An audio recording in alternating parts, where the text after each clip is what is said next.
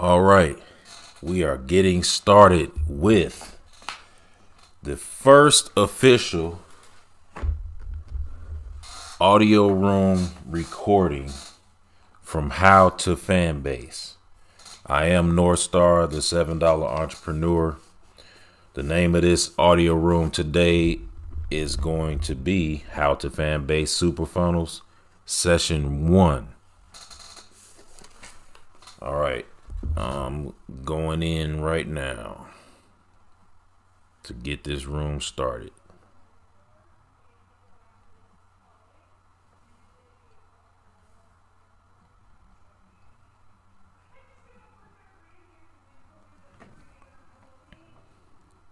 Topic is going to be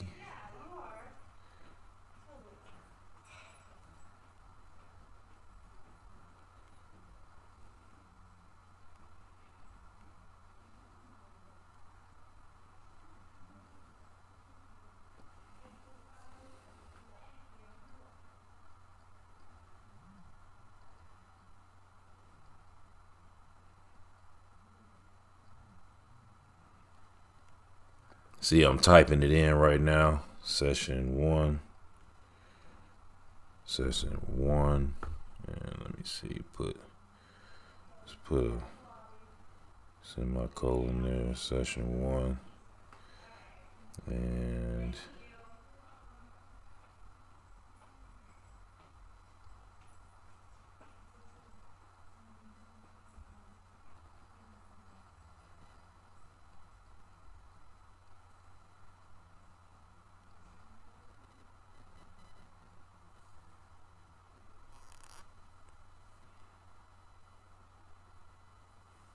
all right, getting this together.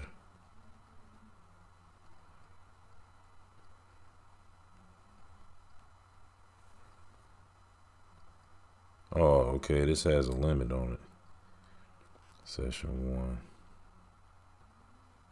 Recording. Content. Bam. All right, good. There we go. Now let's add the interest. The interests are going to be, let's see, tech for Fanbase, and then social media, and of course entrepreneurship. And then the room type, add tags for, let's see,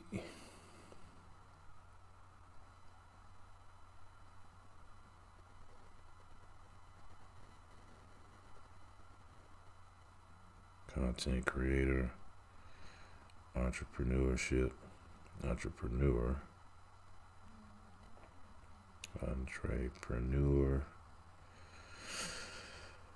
What else? Entrepreneurship.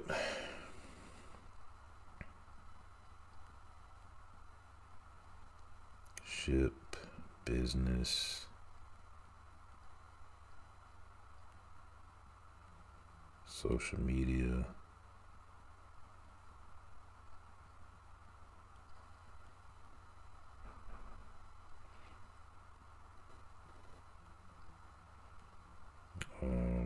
How to make money online.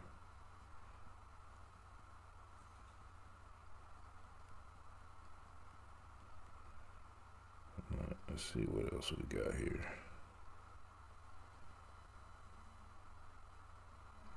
Content creator, entrepreneur, entrepreneurship, business, social media, how to make money online, Fanbase, of course, Fanbase, explore,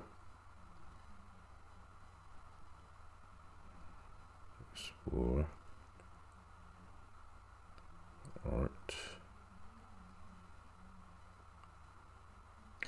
I'm gonna take that out. Let's see, explore. We got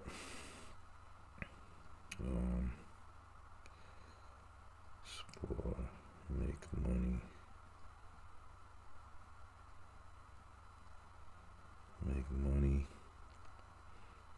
Sheesh.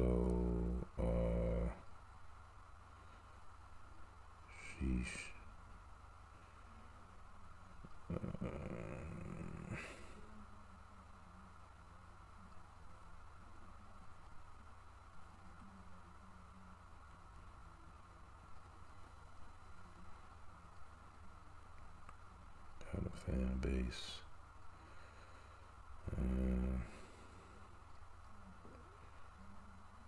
Business. Let me put it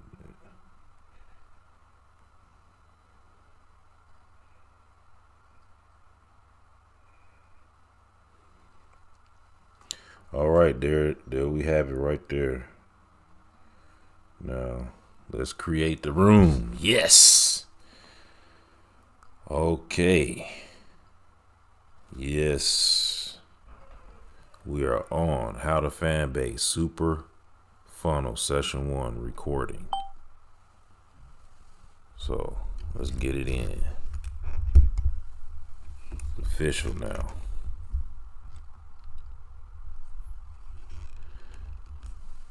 Just wait for people to come in.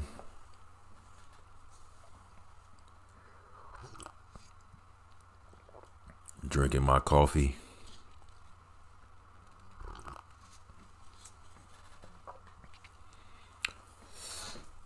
So I see I'm gonna have to go in a little bit earlier to create the room. So I need to probably start like maybe 10 minutes ahead, so I can start at the exact time I said I'm gonna start, which I wasn't planning to start at 3. I wanted to start a little earlier, but I didn't realize other people, rooms I like to go in were doing rooms at the same time. So everybody has a schedule. It's a matter of moments before people come in.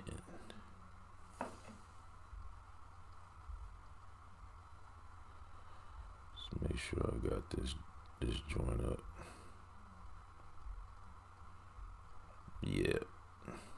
Yep.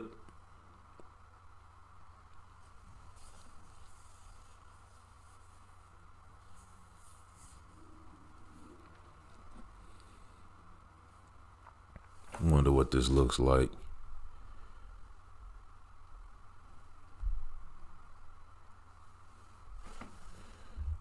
On their end when they're looking at it.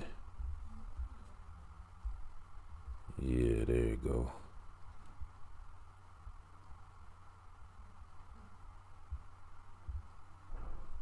Oh, good.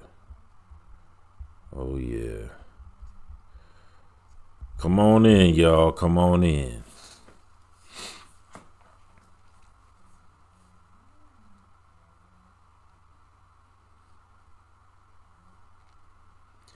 While I'm waiting around,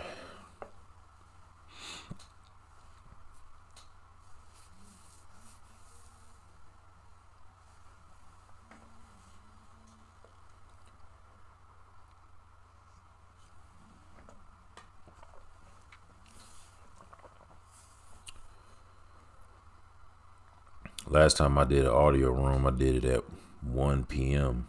Well, it wasn't exactly 1, but it was around 1-ish. A little bit after 1, something like that.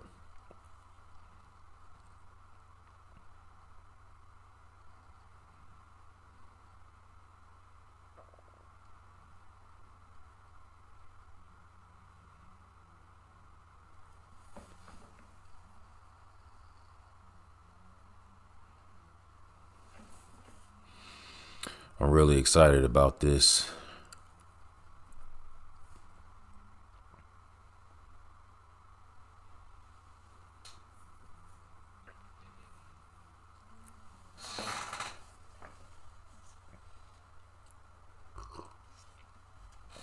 Let me see who else got something going on right now.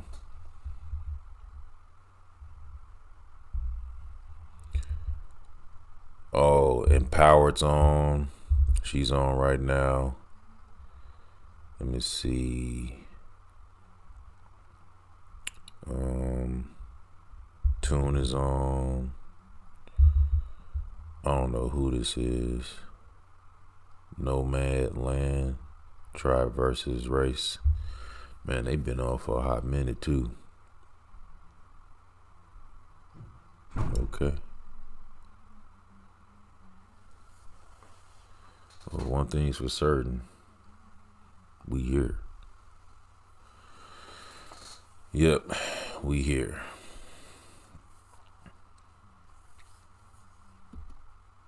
And it's okay if I have to start this room another time, because I'm still getting my foot in my field, because I know people have different time slots that they're doing things, you know. So I used to do club promotions many years ago.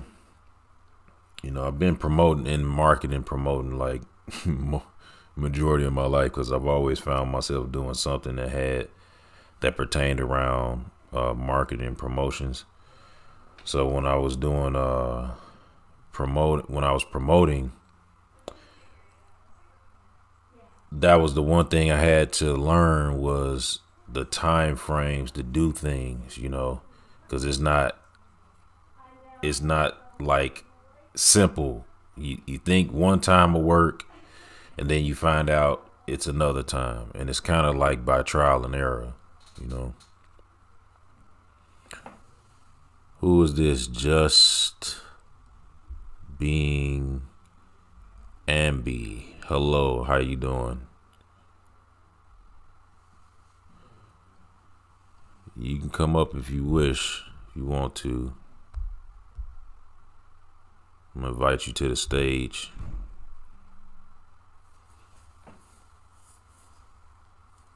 Hi, Seven. Hey, how you doing? Doing good. I seen your title, Super Funnels, How to Fanbase Super Funnels. Oh yeah, that's what this is about. Here. Yeah, so are you familiar with any of my content? I've been in a room with you before. Oh right, yeah. I sent you a message one time in one of those rooms you were in. Yeah, okay, I'm gonna invite you up. Queen Meeks. Oh, they're gone. So let me ask you, how's your experience been on Fanbase? It's been pretty good. There's a lot of creatives on this app, so I've had a pretty positive experience on here. Okay, so with your experience, okay, so here's my question. My question is kind of like multi-layered. One, how's your experience been with monetizing content? And then also, where is your confidence? Like, how high is your confidence level if you had to rate it from, like, say, between 0 and 100%? What would you rate your confidence level with Fanbase? And how would you rate the app in comparison to like all the other social media platforms that you're familiar with? When you say rate my confidence for Fanbase, what you mean, Fanbase going public or Fanbase competing with other apps? Yeah, I'm saying you as a user on the app, and also the other things, you can add that too. There's nothing wrong with that. You know, it all goes together in that sense. But I'm really asking more or less about you and your user experience. Oh, okay. So, hi, Dream. So I've been the most successful monetization wise through Flicks and through the audio rooms. It's been, I'm a content creator. I monetize on all platforms, so it's the money over here. I'm gonna call it cute. It's cute, but it's pretty cool if you repurpose your content to make some. I haven't made like a crazy amount of money or anything like that on here. I've cashed out a few times, so that's nice. It's more like just like you count it as a tip for being a creative. Oh, that's and cool. then I like that. yeah, and then overall, at from 1 to 100, I would rate Fanbase an 80 right now. Wow. Okay, that's pretty high. I think it's like an it's up there. The reason why is because I keep using it, right? So it's got something if I keep coming back.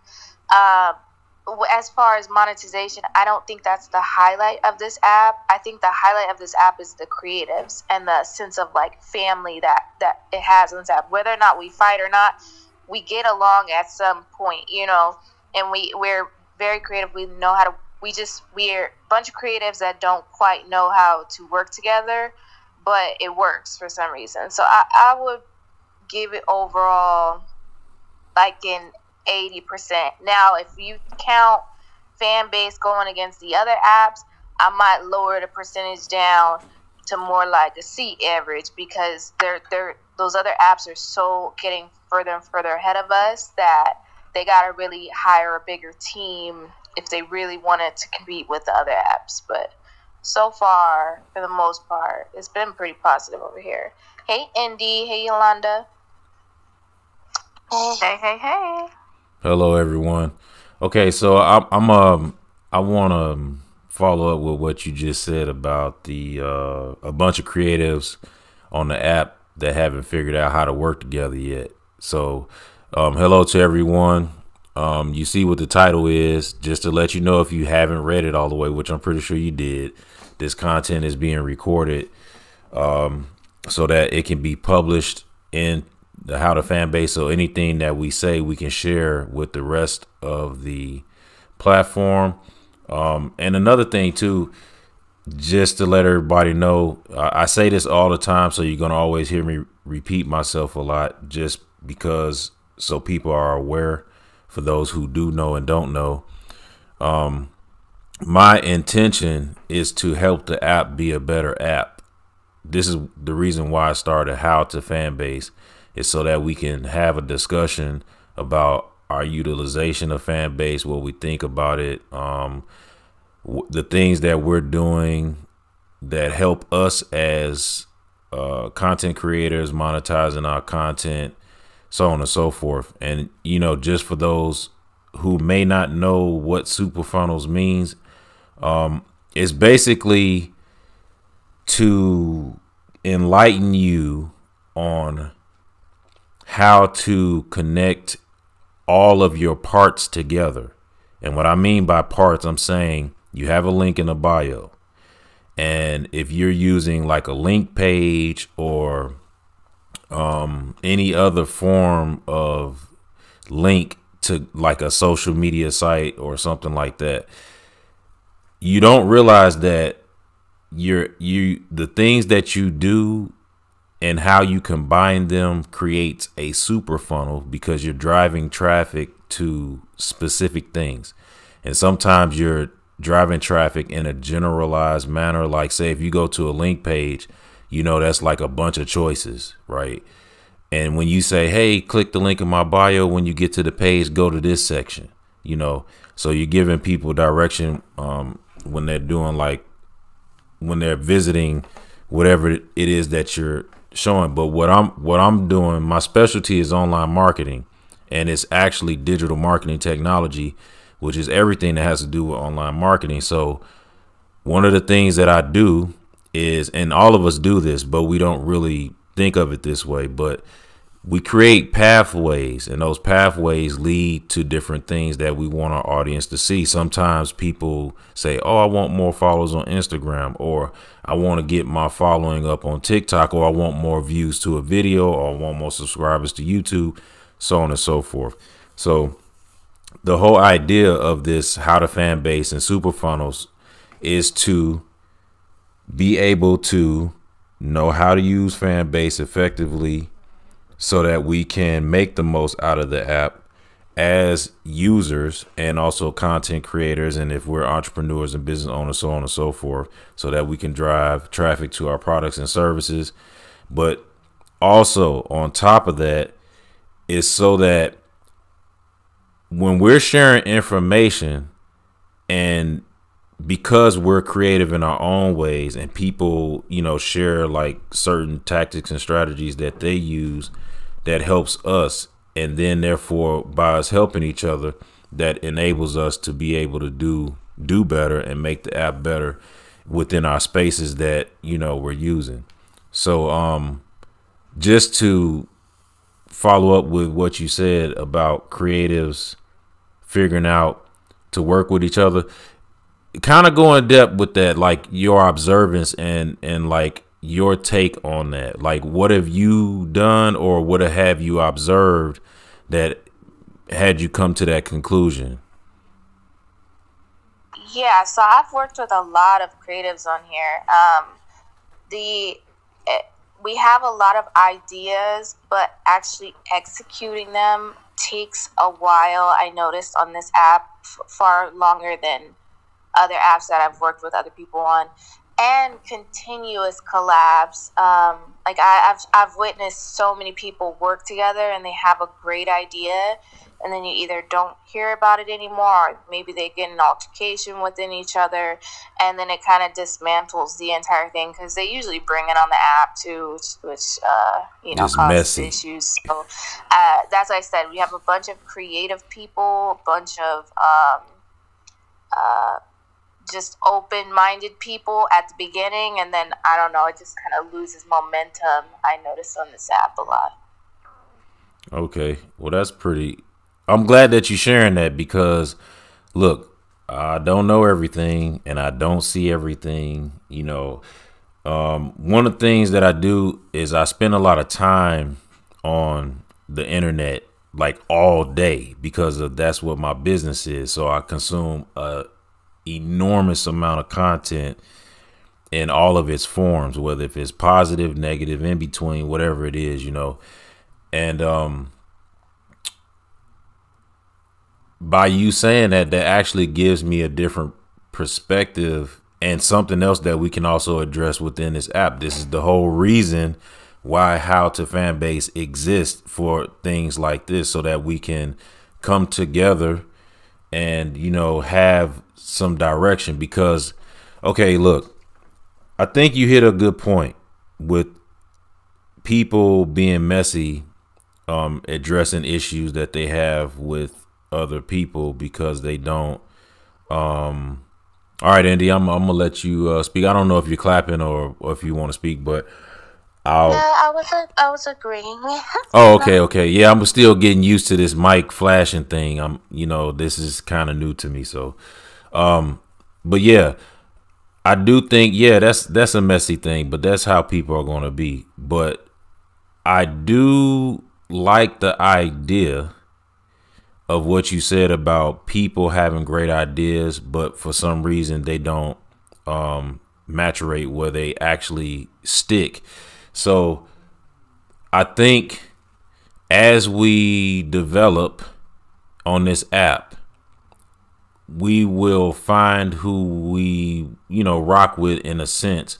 But also, I think people are going to have to learn how to be professional because, okay, you have people who are advocating like positive vibes, right? Or energy, or however you want to context that. Then you also have, I'm going to invite you up, Debray, I think that's how you say your name. If I'm saying it wrong, just let me know. But also, too, for those of us who are trying, who's pushing to actually like make the most of our experience on this app, especially as like content creators, being able to figure out how to connect with one another and do it in a way that's going to be that's going to promote like a healthy mindset, right? A positive mindset, a mindset that's going to enable us to be able to feel comfortable working together with one another. And what I notice is this. Okay, look, I'm someone who deals with people all the time. All right. And whether if I'm in a room with physical bodies, meaning actually people right in the room with me, or I'm on this app, there is a difference in how people actually kind of interact with one another. Because I noticed that you do have people who jump out there in person, and then you have those who I would call like keyboard warriors or whatever. you know, people who can feel safe and comfortable with saying however they want to say things and do whatever. But if you see them in person, they might not do that. So I noticed that on this particular app, in these rooms, you have people who like are really aggressive, say a lot of crazy things, and in a lot of senses, sometimes are very disrespectful just for no reason, you know. And I think the more that we find each other like we are now, for everybody who's coming in this room, are like-minded people in a sense, because I have emphasized, and I will continue to emphasize, that the actual title of your audio room is attracting the people who have that interest. So you have people who want to just like, oh, I just want to listen and see what they're talking about. Because I do that a lot. Because I'm curious to see what's going on. But I'm not going to engage with every conversation because it's not for me. But you have some people who will do that. And I do think that the titles, because it's just like a book. Think about this. It's like if you read an article, and why did you stop to read that article? It wasn't because of the body of the text. It was because of the headline. You know, if you buy a book, it's the same thing. So, or like if you watch a video on YouTube or watch a movie, it's usually because of the titles. The titles hold the most power before someone even enters a room. So I think that when people are creating their spaces, especially for an app like this that has so much potential, I think it's in our best interest to put our best efforts forth so that way we can help the app, because it's really going to be up to us how well this app does. And that's just a fact. The users are going to make or break the app. And I think that majority of people, even the ones who are a little bit rowdy on here, I think the majority of people want to see the app do well. This is why they're on the app every single day, hanging out and, you know, talking and making these rooms and doing all this stuff because they really want to see it do well. I just think that it's going to take like people leading by example, you know, people throwing out ideas and saying different things, just like what you said about the people not working together, and it's going to take a while for us to figure that out and things like that, because people got to really think about these things. You know, I'm gonna let. I think we've dealt with worse trolls than what we have on this app right now. Truthfully, the trolls are a small percentage, but you know what? When you were talking. And this app has a bunch of experts, it seems like. And the problem with that is, if you're an expert and you don't need anyone, then why would I work with you? And it seems like we have a lot of egos, and the even being able to sometimes listen in a room. Like sometimes I go in a room because I see certain people that I'm like, oh, I like usually the rooms that Yolanda's in. I'm going to go in that room, you know, like not even really paying that much attention to the title. But I just want to listen, right? Because I have to learn at some point. I don't need to engage, like you said, in every conversation. I just want to listen.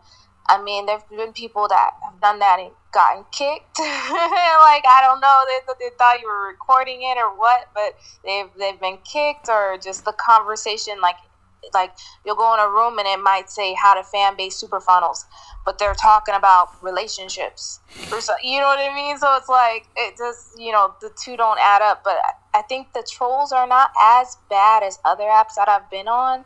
It's just the fact that everyone is an expert, and that's that creative side. But you got to be open to like other people helping you and working with other people, and knowing that maybe somebody doesn't know more than you. Maybe, you know, that's okay too. Like, it's okay if somebody else tries to help you. Facts. I totally agree with that. Because like for me, even though I do my room and stuff like that, and I'm a marketer, there's some things that I don't know. You know what I mean? And there's other marketers on this platform, and what I choose to do in order to network and expand everybody's brand awareness is that, like, once a month I used to do like a workshop where I would have like a marketer come and talk about a particular area. So it was like funnels one time. Another time we talked about email marketing, how to set up an email funnel, all those different things. So I totally agree. And it has done nothing but help me connect with more people that are like-minded like myself. You know something? I'm gonna point this out about something you said about some of these topics being unfocused. Say like the title, how you reference how to fan base super funnels, and then you go in the room and then they're talking about relationships. I noticed this a lot, that people have set out with the intention to talk about a particular subject. But I think a lot of times the reason why it gets off topic, and I'm just speaking from not only experience, but also observing just the behavior of people, is that a lot of times we try to associate, okay, like when people come on this app, they may come with the intention of having fun, but they also want to be able to learn. And they want to be able to have a serious discussion, but they don't want it to be so serious, obviously because of their work day or whatever. Now, I'm going to just be blunt, okay? Me personally, I can care less about fun at this moment because I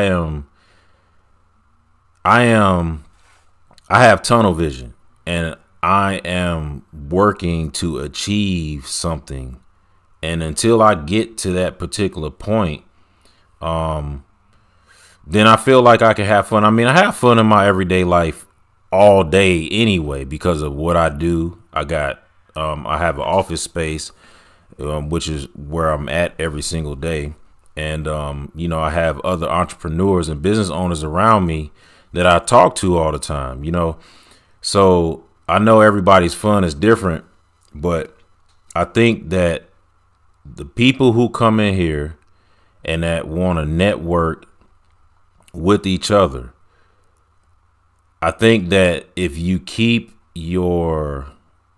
people kept the topic more focused, we would be able to get a lot more done a lot faster, and then also be able to have the fun that we want on this app. Because I mean, look, it's a place for everything. I seen rooms on here like, I'll see at 10 at night, and then I wake up in the morning and it's still on at 10 in the morning. The same room with the same title. So I'm like, okay, they doing these like room marathons or something or whatever they doing. But like I said, I think it's a time and place for all of that stuff. I think a lot of people just lose focus on what they really want because they're trying to entertain and at the same time want to be able to, I don't want to necessarily say educate, but to, connect with people and network. I feel that. Also, a lot of people that are on this app, they moved over from Clubhouse, and Clubhouse has a type of culture. You know what I mean? They have all types of topics that they talk about, wild and business wise. And then they also do like the rooms where it could be open and they have debates literally all night long and all morning. And so a lot of people from Clubhouse has come over to Fanbase, and they are like trying to do the same thing, but that's not what Fanbase is. You know what I mean? Fanbase is not Clubhouse. Fanbase is not Clubhouse. Fanbase is way bigger and more strategic than Clubhouse, in my opinion, because you can really make something of yourself on this app if you take the time to do it. Yeah, I agree with you on that. That's why I started leaning into this app more. Because I would say this is the third week now. I've been on the app, excuse me for just one moment. I've been on the app for about a little over 6 months, maybe 7 months now. And as I've been on the app, the last 3 weeks, maybe a month or so, I've been leaning into the app because I had came to the realization one day. This is right before I had started the How to Fan Base portion of it. I had already months ago. I had already started a profile called "How Will Smith Broke the Internet." That's when I first came on here because when that whole Oscar situation happened, I was making content out of that. I got a whole YouTube channel that I got like almost 1,800 subscribers on there from that whole event. And so when I came over here, I was like, okay, I'm gonna, do that. And as I was posting, I posted a few pieces of content, but it wasn't no real responses. I was like, man, what's going on? But I didn't realize then that it wasn't really as many people on the app as I thought it was. Okay. Even though they got hundreds of thousands of downloads, it's still not as many daily active users as I thought it was then. But, of course, day by day it's growing now. And so I would still come on the app. I would still do my thing. I would still check it out because as a part of my business, I'm always exploring the new things. And so as I began to realize, I'm like, man, this Fanbase app is really something. Like, it can really turn into something like massive. And the more I explored, the more I, checked out the content, I was like, wow. I said, it is a massive opportunity over here. I said, if I really take this serious and I really lean into it, I can really like do something with it because I'm an early adopter. And then it wasn't until I was having a talk, I was in one of these audio rooms, and I started hearing the same thing over and over in multiple audio rooms where people were talking about the use of the app. Oh, hey, Empower, sorry about that. The use of the app. The main question was, oh, I know you can make money, but how do you make money? Like, what do you got to do? I mean, I notice all these things on here, but how do you use them? How do you make them work together and all that type of stuff? And I was like, oh, I can answer that because this is my specialty. This is something I know to do. So about a week ago, a young lady had an audio room and it said it was a how-to, but she was changing the title though. That's what she was doing. She was always changing the title. And it said something like how to, and then it said something about Fanbase and something else. And I was like, oh, that's a great title. And then it was another lady who came in and we were talking about Fanbase. And then she was like, somebody needs to create a YouTube channel that actually talks about all of this stuff that we talk about right now. And that's how the Fanbase was born. And then I just leaned into it all the way. And so with all that being said, somebody else speak besides myself. I was gonna say, I'm glad you did that. I'm glad that you came up with that because you know what? People need to know how to use this app. It is a wonderful app, but if you don't know how to use it, it just seems like really any other app. Like, that has less people. You feel me? So yeah, I feel like this. I'm glad that you did this because people really do need to know how to use the app, how to be able to really showcase your brand and your business, and be able to use the subscription and everything. I just started a TikTok page for How to Fanbase.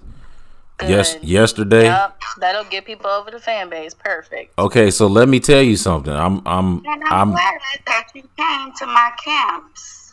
I'm glad that I was able to be here to help you navigate Oh yeah. Oh yeah, like This is most. gonna be See, this this gonna is be what I'm very saying. interesting. This is why we all here Yeah, thank together. you.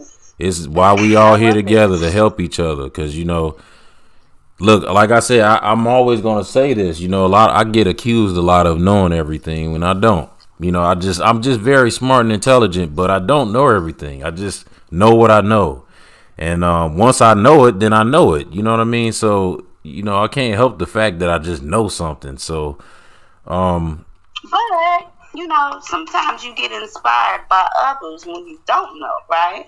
yeah, of course, Okay, that's kind of my point. yeah. So I started this TikTok page yesterday, How to Fanbase, and I started it around a little bit after midnight, right before 12:30 a.m. So I uploaded 3 videos, and now that page already has 20 subscribers, if not more by now. But the last I checked, it had 20 subscribers, Hell yeah. and each one of those videos is about to hit 500 views already. That's what I'm talking about. And I was like, Keep wow. going. And it was getting I think it had like 33 likes across all 3 videos. And I said, okay, so there is a real interest in this and people really want to know about it. So I said, okay, that's cool. That's what's up. I'm sure a lot of people have heard about Fanbase because Isaac Keat has been doing a lot of promo, like talking to a lot of radio and news, and especially when he did 85 South, a lot of people came over. Like, I can't tell you how many people was like, oh, I heard a Fanbase from 85 South. Like, he was on here, he was talking about Fanbase. I decided to come on the app. Like, so it's a lot of new people that is just flooding in, but they just don't know like what Fanbase is. It's new, you know what I mean? So we just need to push it more. So I'm glad you're doing that. That's what's up. Definitely keep making them videos. I'm like, TikTok is all about staying consistent. Well, let me ask you. I'm gonna ask you and Sharon. What is Yolanda? Tell us about your experience with Fanbase. And okay, so this is a multi-layered question. So tell us about your experience with Fanbase, and the question besides the experience is about the monetization side of it, the user side of it, and then I want you to rate what you think of the app from 0 to 100%, and that your rate is as a user and then also in comparison to the other social media platforms. And then also after she finishes, Sharon, then I want you to answer too. I am on 17%. Oh man, Oh, yeah, I know. charge your phone up. Put your phone on the charger. I am. I just finally was on here at the same time when you was opening up your account and wanted to come support. But y'all know me. I'm on 17%, so I gotta go charge up. But I'll hit you up in the DM. Yeah, I'm gonna be on for a little while, so just come back. You know what I mean? Yeah, get that phone charged up. I don't know if I'll be on for an hour. That was at least the minimum, an hour. Yeah. Okay, let me go charge. All right. Yolanda sucked about 30% of my bag. No, I'm sorry. That's so funny. Oh my gosh, she's been talking about that for a minute. But for me, so my story is, so I was on TikTok and I was going live on TikTok all the time, and I wasn't necessarily talking about like marketing. It was more of just like important topics to me and stuff like that. And like I was talking about, what was it?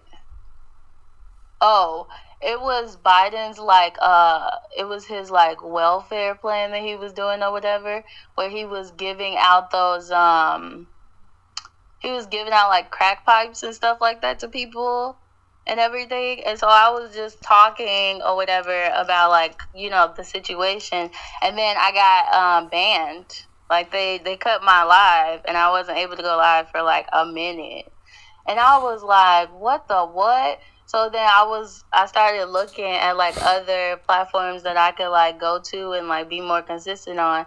And I think I either saw a post or something, but it led me to Fanbase. And then like I was listening to some of the rooms and stuff like that, and some of them were like really, really nice conversations, and then others were like, yeah, I'm never coming into these kind of rooms or whatever. Mm-hmm. And then I was like, you know, I haven't seen any rooms that are about marketing, which is what I do or whatever. So let me like create a room. And one day I created a room, and it became something that like I did every day. And I've been doing it ever since. So that's my story about that. My experience with the app is I really love it. Like, it's just it has the potential to really be better than all the other apps, because one thing that everybody is trying to achieve is building community, and it's way easier to build a community over here because you're opening rooms and people that vibe with what you're talking about are coming into the rooms, and you start to build a relationship with them when you start consistently making rooms. So that's what I would say about that. It's really helped me in a lot of ways because I'm very shy, and I don't like to talk and like be out there. And so creating this, like my room and stuff like that, has allowed me to really blossom and express, you know, my business, my brand, what I do. Like, I feel more confident speaking to people about like what it is that I do now because of the fact that like you know, I did my rooms and I was able to connect with people, and they were able to give me real life feedback like right then and there. So it's been a great experience. User wise, let me see. So what will I say about that? So flicks are cool. I like what he's trying to do with that and everything. I know that they're trying to get like more like sounds from Sony and stuff like that, so that's cool. People don't really interact with flicks. They're not really messing with flicks. When people come on the app, they come directly, literally. They come on the app and they go directly to the audio rooms. So I feel like audio rooms is like the best feature of the app so far. And then posting wise, I've been getting a lot of good interaction when I use like hashtags that that pertain to like what I'm doing, right? So if you use hashtags, it does work, but just make sure that you research which ones are active, because some of them don't exist yet. So if you want to create like an established brand for yourself, you can create hashtags that nobody else has and keep using them. And, you know, people are going to catch on, and you'll find new people that'll come on to your post just from your hashtags. So I've had that happen too. And then lives, I don't really go live like that. And, you know, so lives, I can't really speak to that too much, but audio rooms, flicks, and posts. And then rating it, you said from what's the highest? 100%, from 0 to 100%. Okay, 100. I would say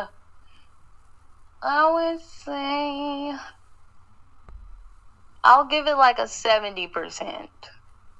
I'll give it a 70%. I will go higher, but it has glitches sometimes. You know what I mean? And I give it grace because it's a new app and stuff like that. But I will say about an 80, 70, 80%, somewhere around there. Okay, that's what's up. Ambi said the same thing. She gave it an 80, but she had put it down in comparison to other apps. What was your percentage again, Ambi? It was 80, but comparing it, like putting it on a spectrum with the other apps, I lowered it down to like in the 70s, like she said. We had docked a few points. If we were really talking transparency with competing with the other apps, it would be in the 70s. Right. I'm like, community is what like really gave it like a big push, like the fact, the interaction, because you try to get interaction on other like apps and it's not as easy. TikTok it is, but other apps is not as easy. You know what I mean? So that's what I'll say about that. The strong point of this app is the community for sure. Yeah. I'm seeing that the audio rooms is providing that. I do. Which one of you said something about? Let me make sure I'm saying this right. I think it was the competition. I think you, Ambi, said something about this app in comparison to the other apps and it being further, the other apps being so far ahead. Yes. As far as like the features and what creatives are able to do monetization wise, that's why I love the fact that you can monetize on this app, but that is not the strong point. The strong point is the actual users and the community that it still has. Like Fanbase still has a community like Clubhouse is trying to get back to. You know what I mean? Like Fanbase has that community of people being able to talk, network, and potentially work together as far as the other apps that are similar to this, like with the audio rooms and stuff like that. It's so much drama. It's like and they're not really business oriented. Like Fanbase is still classy enough to be able to talk about business. A lot of those other apps, they lost that time. they're on some other stuff over there. I agree with that. Yeah. Okay. So I want to talk about that part about the other apps being further ahead. So I would say in some respects the other apps are further ahead. Now this is I'm not disagreeing with you, okay, but I am also kind of partially disagreeing. But my disagreement is just in contrast, not really just to say like anything against what you said, okay? So I'm just putting that in context. But what I'm getting at is that, yes, the other apps are ahead in a lot of different ways. One is, of course, with funding. So their R&D would be a lot different and deeper. But also, I think just in a sense because of their user base so far, and then their brand awareness is another thing. But I think, in my observance, my opinion, and this is comparing it to Facebook, comparing it to TikTok, comparing it to Instagram, comparing it to Snap. I was on Snapchat the other day, and I ain't been on Snapchat in forever, and it was boring. Like I was really bored on Snapchat, and I was like, man, even though they have like a lot of content from other platforms on here, it just seems like it's a scrub. And I hate to say that, but that's just the way I was kind of feeling about Snapchat. And I was like, well, I'm not a part of the Snapchat culture, but I was really bored on that app, even though it was plenty of content on there. But what I'm getting at in comparison to all of those platforms, this is a thing that intrigues me about Fanbase and why I decided to lean into the app.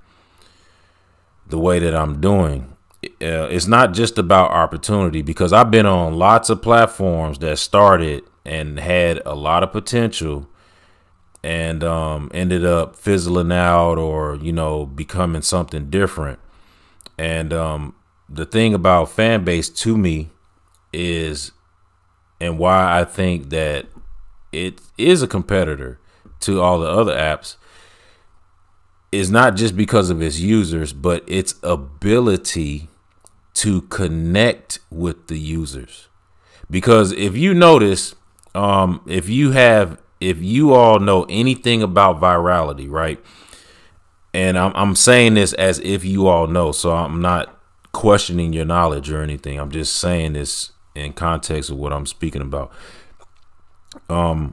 If you know anything about virality and how content goes viral, right? The most viral content goes viral naturally. This means somebody publishes it, and once it goes out, a certain mass of people see that content, and then they, you know, help push it out. It gets shared, so on and so on, and then it just booms, right? Now, forced virality is like, you know, people pay for it or they like plan it to go viral, and it does go viral, but it has a fizzle point, because that virality, unless that video is actually that good to go viral, then it's only going to have so much reach. I think Fanbase, the way that it's set up, nobody really knows this yet. And I'm speaking as if I'm the only one who knows the secret. And it's not a secret. It's just, I don't think other people have caught on to this yet. Right. And again, I just want to state my expertise is digital marketing technology. So this means that I craft pathways and I find the pathways and how to use different tools together for a particular end goal. So when I was going through Fanbase, right, when they added this audio room, and I was like, oh, when you click on it, you instantly get the description from that person's profile with the link right then and there. And I was like, man, that's awesome. I'm like, wow. I said, now that is awesome. Okay, so now let's look at this. You already have a profile with a link in the bio like Instagram, right? But they got an audio room where instantly you're talking and people can click on it and then just, you know, go to your profile and view while you're listening and all that type of stuff, right? Or even while I'm talking to people, I could be checking out their profiles because I've done it all the time. But then think about this. The videos, right? When you post, like just a regular post, it's a way for you to communicate like on Facebook, right? Instead of the caption being at the top of the post, it's at the bottom like on Instagram, right? So you can communicate with your audience in text, okay? And then when you look at flicks, now the thing about flicks, you know, that's like Reels or TikTok, as we know. And I like the fact that you can add a lot of caption on there, but they need to do better on the visibility of it, because like it has to have a color contrast. They need to like fix that, you know. But on some videos you can see it and other videos you can't. And then here's the other downside to that, is that you can't actually no, not flicks, that's on the Fanbase Plus. Fanbase Plus is what I'm talking about. Fanbase Plus, you can't scroll the text. So if they write a long caption or something, you can't scroll that. So they need to fix that part of it. But those are other ways for you to be able to communicate to your audience, right? And then here's the thing. You can do call to actions as much as you like. Just like on YouTube, we watch 1 million YouTube videos and people are doing calls to actions left and right, every single video. in the beginning of the video, in the middle, and the end, however, some YouTubers do it, but they're always doing call to actions, and we're used to it. And you can do that on every post that you have, whether you want to or not. But it's a good idea that you do that because that's a known method that actually works, So, and then here's the other part. Now, with the exclusive content, I don't think people realize that, because I've been noticing this, right? That people will make a lot of their content exclusive and you don't really know what you're getting. And people, people need to find out, like, you need to show them what they're getting. You know what I mean? It's kind of like a date. You know what I mean? Mm-hmm. There either needs to be some type of like preview, like maybe a few seconds of like a really good part, or they need to have better captions where they're describing kind of like what's going on, or like, telling a story to get you to want to like buy into it. Yes, like there you go. They're just posting. And the captions don't like make you excited enough to want to like click into it. Like, you gotta be more enticing. Think of some hooks to get people in, or something. Right. You know what I mean? Like, right. So, oh, go ahead, Abby.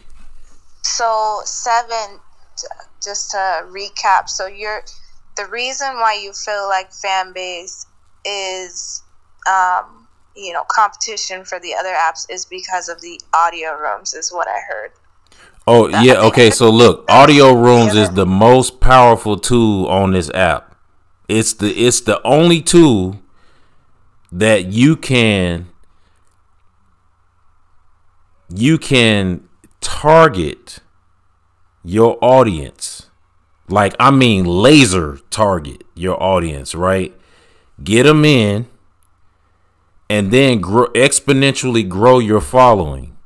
Okay. And then from there, all the content that you post on your profile, for everyone who chooses to follow you, has a chance to see it.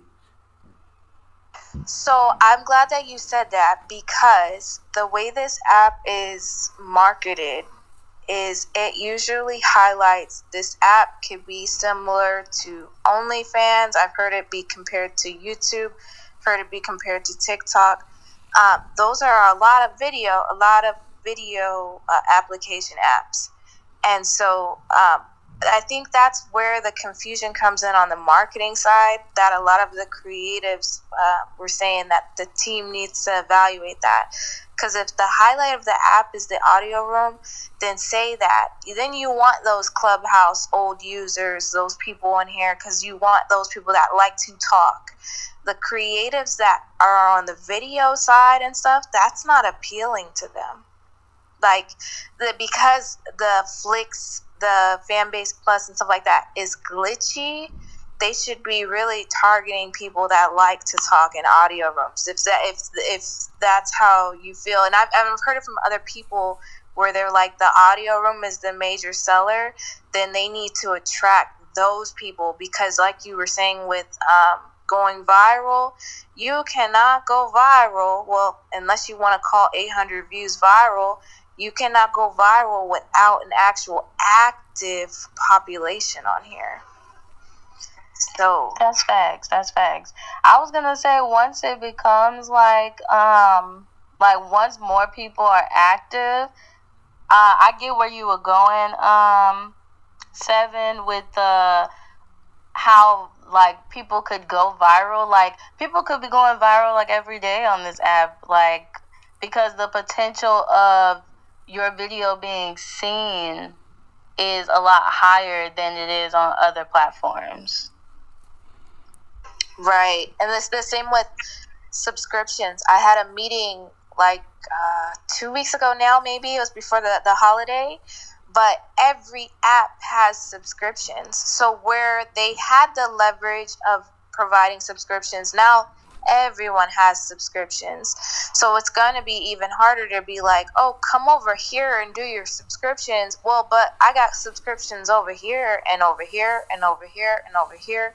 Why do I need to do it over in here where I don't see the active population and I don't get to see? I subscribed to somebody that never even posted something. They sounded great in the audio room, but they never posted any content. So it's those situations. Like, why here? And I think the strong point is the audio rooms, and they should maybe focus on that, you know, as being the highlight. I feel that. I know that Isaac has said a lot in the rooms that they are pushing content that is videos. So like text, or like if you're making a post that don't at least move, like they're not like pushing any of it. They want more people to be posting videos. So I think that's where he wants it to go, but just like what's exciting right now is the audio rooms, because people aren't really interacting that much on the posts. Like, I get a nice amount of interaction, but it's not as much as it would be like if I posted something on like Instagram. You know what I'm saying? So that's why the highlight right now is audio rooms, because this is where you get the most like interaction at this moment. You know, I think I'm gonna tell you something. This is what I noticed. This is just me observing. So I've I have seen maybe about 4 interviews with Isaac, right? Some of them were short and the others were longer. And I actually came onto Fanbase because of him. I think he was on like Earn Your Leisure or something. And I had seen it and I was like, oh, really? Matter of fact, I seen a clip on Instagram of him talking about it. And I was like, oh, what is this about? And then I might have seen that clip like several times. And then one day I just went on YouTube and I had looked it up. And then I watched the interview and I was like, wow, okay. So I instantly downloaded the app then. And that's how I got onto it. But I think I'm gonna just say, if I was a part of the marketing team for Fanbase, right? If like they gave me a chance, I could really show, like, put it together content wise, you know, visually, for it to be attractive to every single person who has a different interest, whether it's the audio, the video, you know, whether if it's some sort of like visual art, whatever it is, even podcasting, the whole 9, right?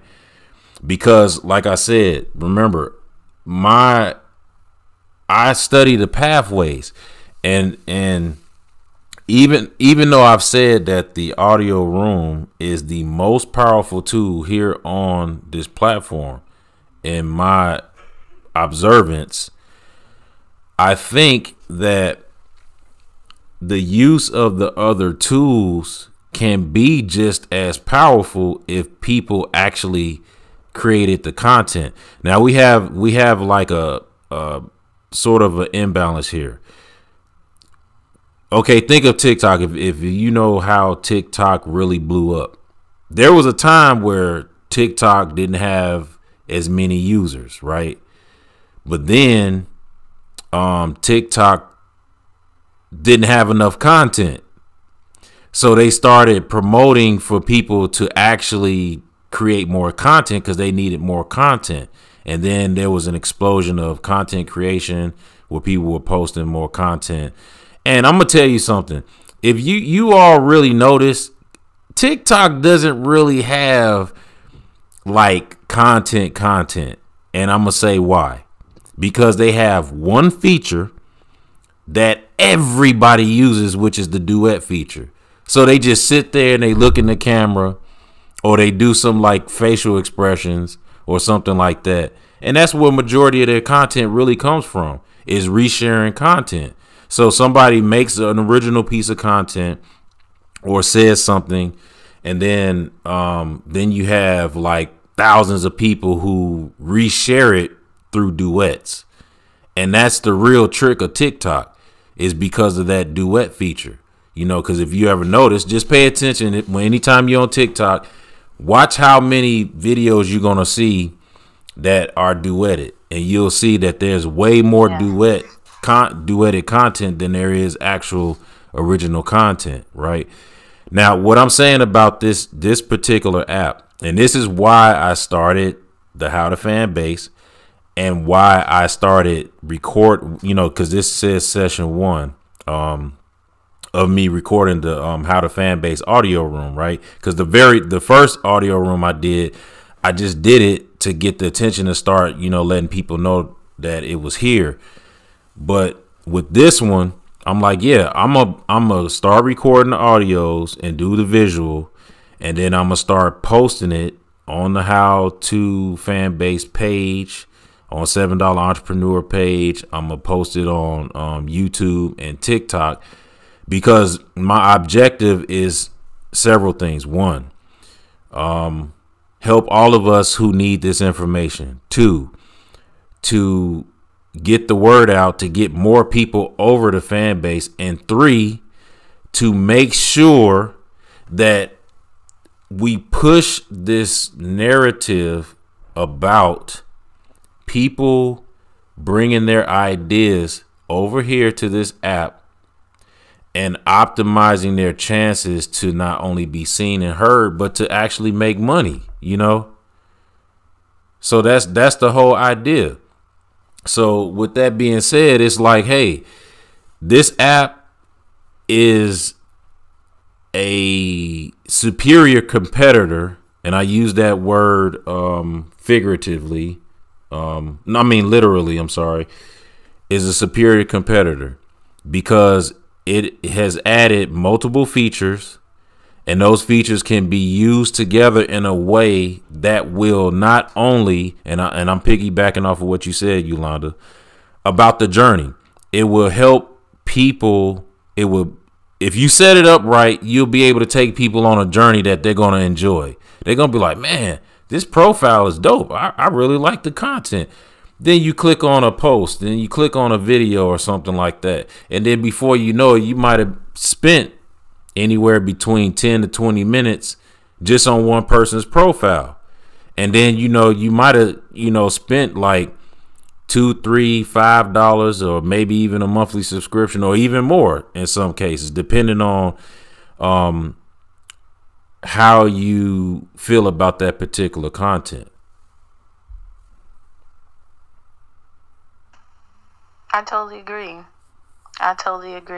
What I would say about the subscriptions, it would be really cool if they did like tiers or something like that, so that you could, like, you know, it would be like, if you want just a small amount or like not too much content, like you can do this one. Or like if you want something where I'm really putting in a lot of effort, because I think the problem is a lot of people feel like they're putting a lot of effort into content, and they feel bad that they're only like giving people like, you know, $2 out of that. You know what I mean? Like some people want to pay more for the subscriptions. I've heard that. Like a lot of people want to be able to pay more because of the information and stuff that people are providing to them.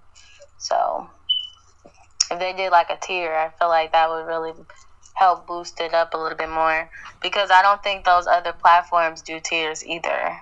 Yeah. Oh yeah, and one other thing too about the Ambi was talking about the subscriptions, like that was leverage, but they lost it because of other people doing the subscriptions now. Okay, so let me bounce this off of you, Ambi, and this is for the entire room, but I'm just saying because she said it. Think about this. True, I definitely do 1000% agree with you on that part of it, right? But I think that even though that they added the subscriptions, I think the fact that on the way that Fanbase is set up it is set up for people to subscribe to you. You know what I mean? Because you have, okay, so look, think about this. Let's talk about the journey, right? Somebody comes to your profile, whether it's through an audio room or they see some visual post or video or whatever, right? Maybe you even put out a tutorial, or you put out maybe you like an entertaining type and you do some kind of something that entertains people. And let's say somebody's like, oh man, I really like this. So they drop 5 hearts. I'm just saying, okay? So they drop 5 hearts on your content. Then they come across something else you did, and this time they drop another 5 hearts, maybe even 10 or 20. Then they come across something else, and then before you know it, they probably done spent maybe 500 to 1,000 hearts with you over time, right? And then one day they say, you know what? I like what they do so much, I'm going to subscribe to them. See, on the other platforms, subscriptions is like you don't even think about it.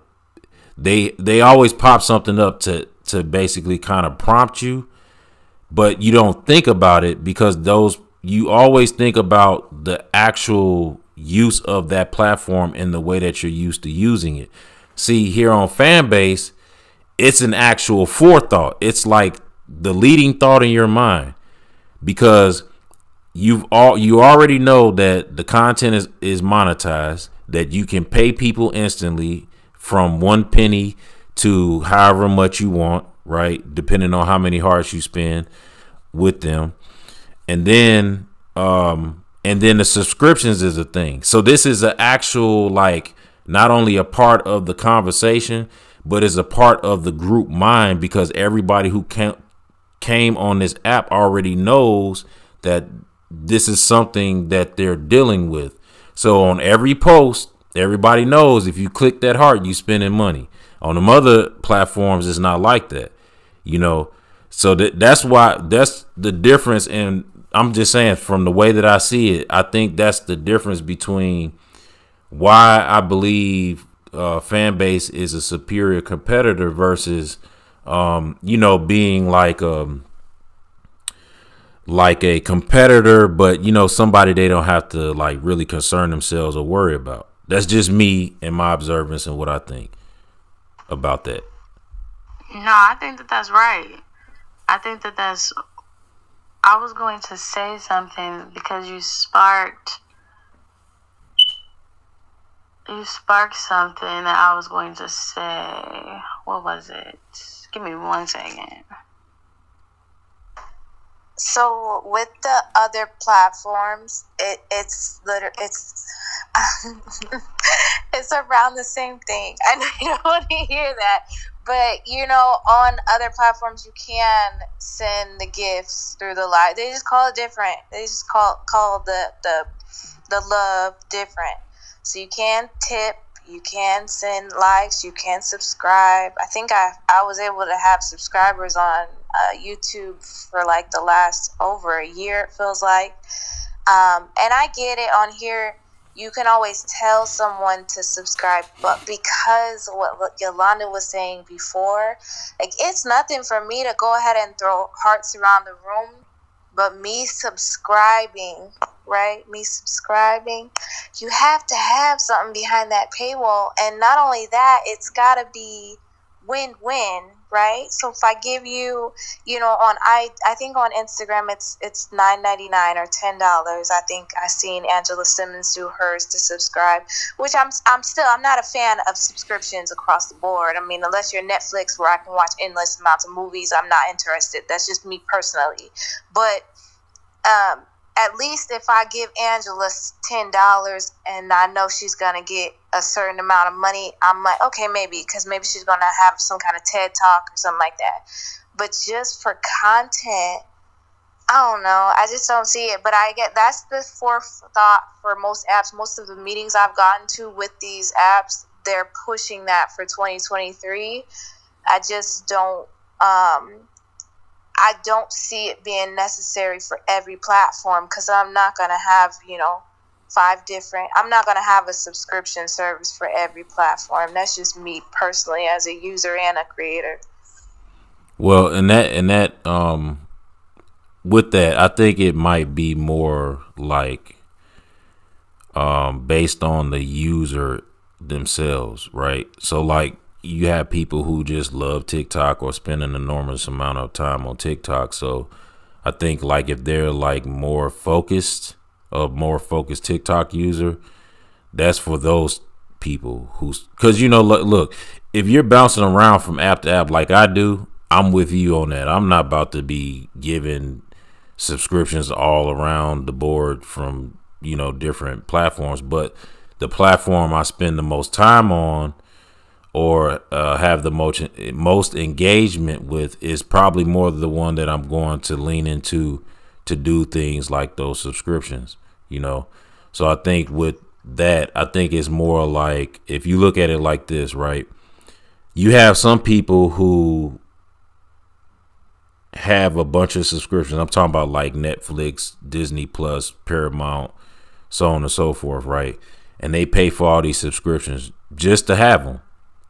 And then you have other people who like, man, I don't do nothing but Netflix. So they just pay for Netflix and maybe like HBO Plus and something else, right?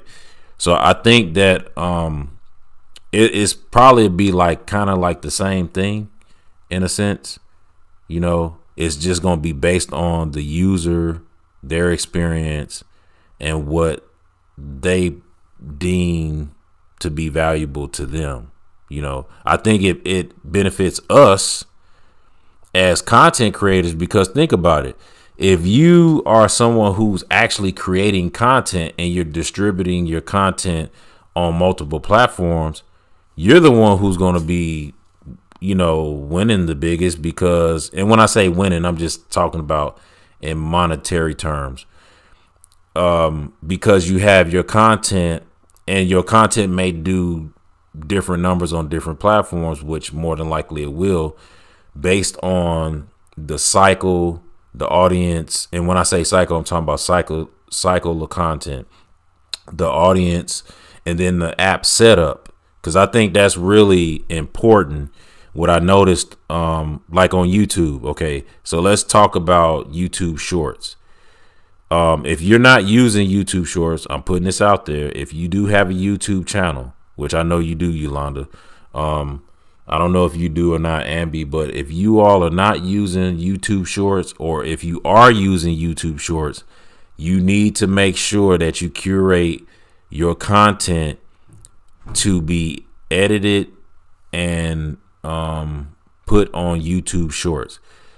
That is how I was able to grow the How Will Smith Broke the Internet YouTube channel so fast, was because of those YouTube Shorts. And YouTube is favoring shorts. And matter of fact, I got 5 subscribers on the How to Fanbase YouTube channel, right?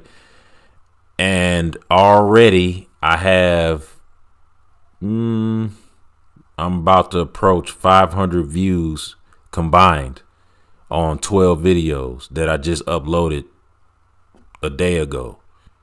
Okay. So, and that's from YouTube Shorts.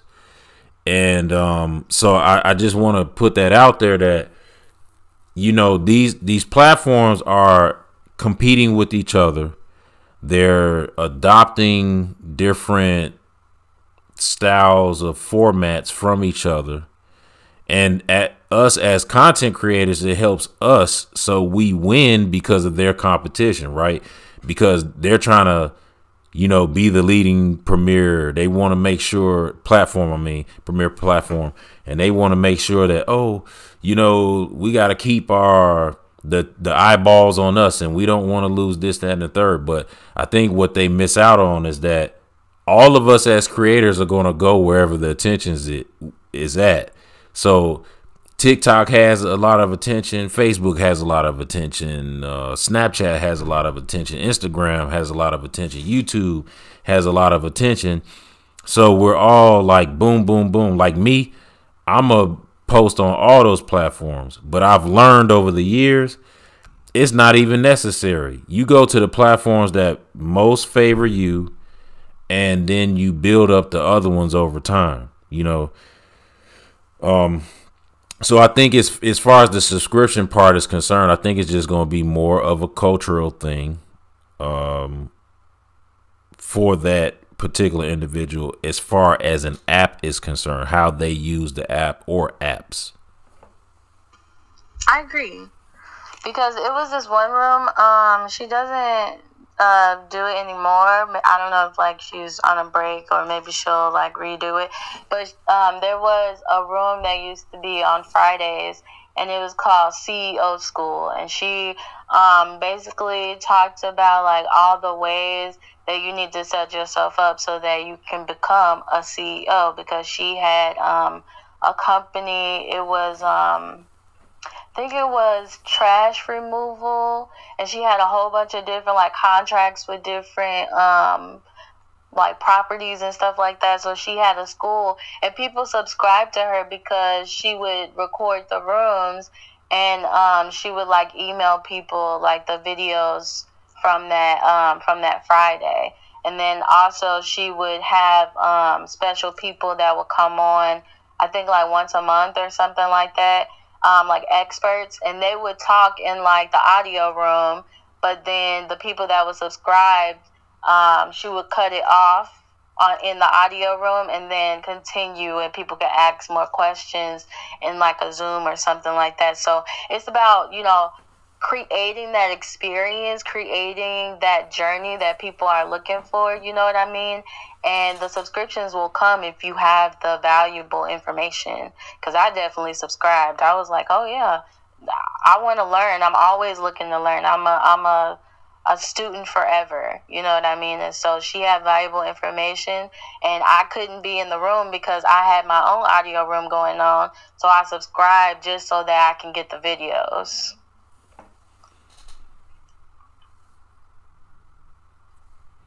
Hey, Levon and Aunt Ease. I always call you Aunties, but hey, Aunt Ease. Hey, y'all. So when I started approaching entrepreneurship, I started getting educated on that. That's a whole different mindset, right? To be an entrepreneur, you gotta change. You gotta change your mindset. So being an, civilian, being an individual, it was just kind of like a lot of it did appear to me to be like as if it was just businesses are from greed, because of the things that you do. I definitely think like,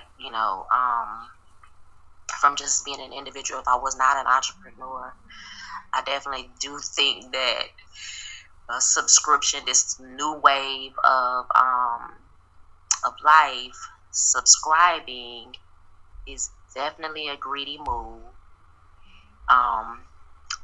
from the business perspective. But as a business, I feel I should get, it's very important to get into it because it is the new way. I think as society, as a business owner, I've learned over the years that you do adapt to the way the society moves. I think sometimes we have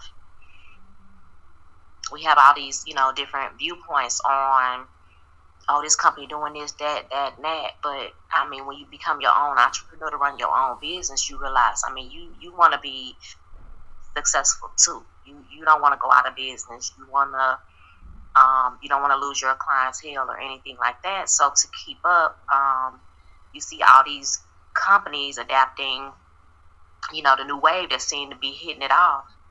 And subscriptions is the thing. When I first heard Isaac talk about, when I first, got wind of Fanbase, I heard him on Breakfast Club. And as soon as the episode was over, I immediately invested. But one of the things that he said was like, well, subscriptions is the way to go because, you can't even get Microsoft, Adobe, or nothing. I mean, like, I got software where I used to buy the whole license, with the CD and everything and put it on my computers, boom, boom, and just pay like one fee and keep, and I still to this day, I like have those versions. But now if I want to go get like the updated, version or whatever for the year or whatever, it's a subscription. You can't get any of those things. I can't run my business without subscriptions now. To do, to have QuickBooks, to have Microsoft, to have anything, Adobe, to have, I have to subscribe. It's giving me extra bills. It's, because I do consider them bills because I do have to have them monthly and all of that. But, so on that end, it does feel greedy as an individual, but as a business owner, I try to understand. And then as a business owner, what do we do? Whatever our business expenses are, we need that. We need our,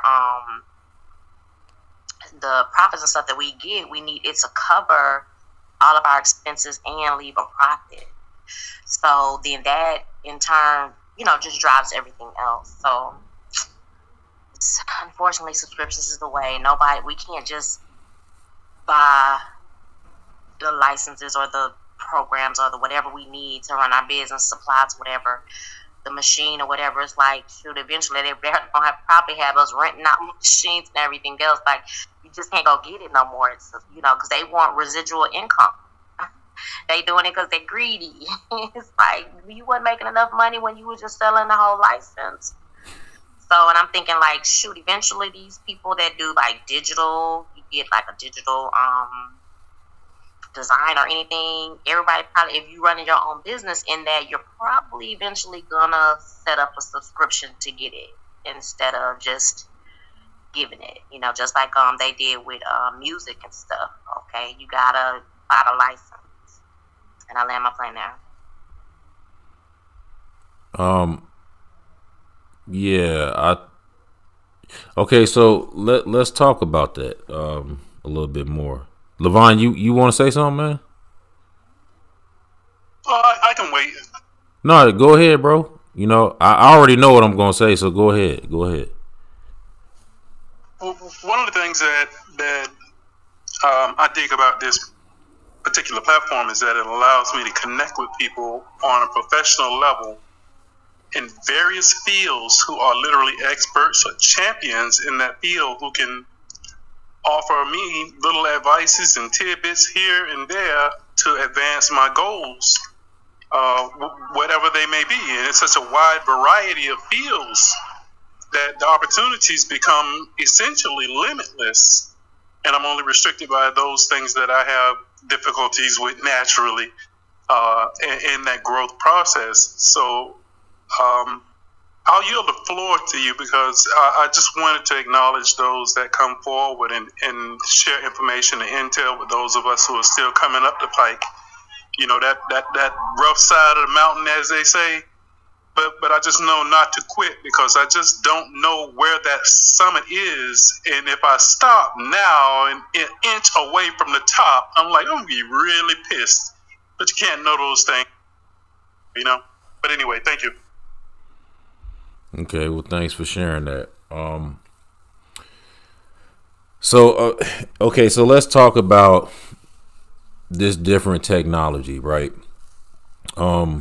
First off, I didn't say hello to, I think it's Kelly and Felicia. I invited you up. I'm going to invite you again. If you don't want to come up, it's cool.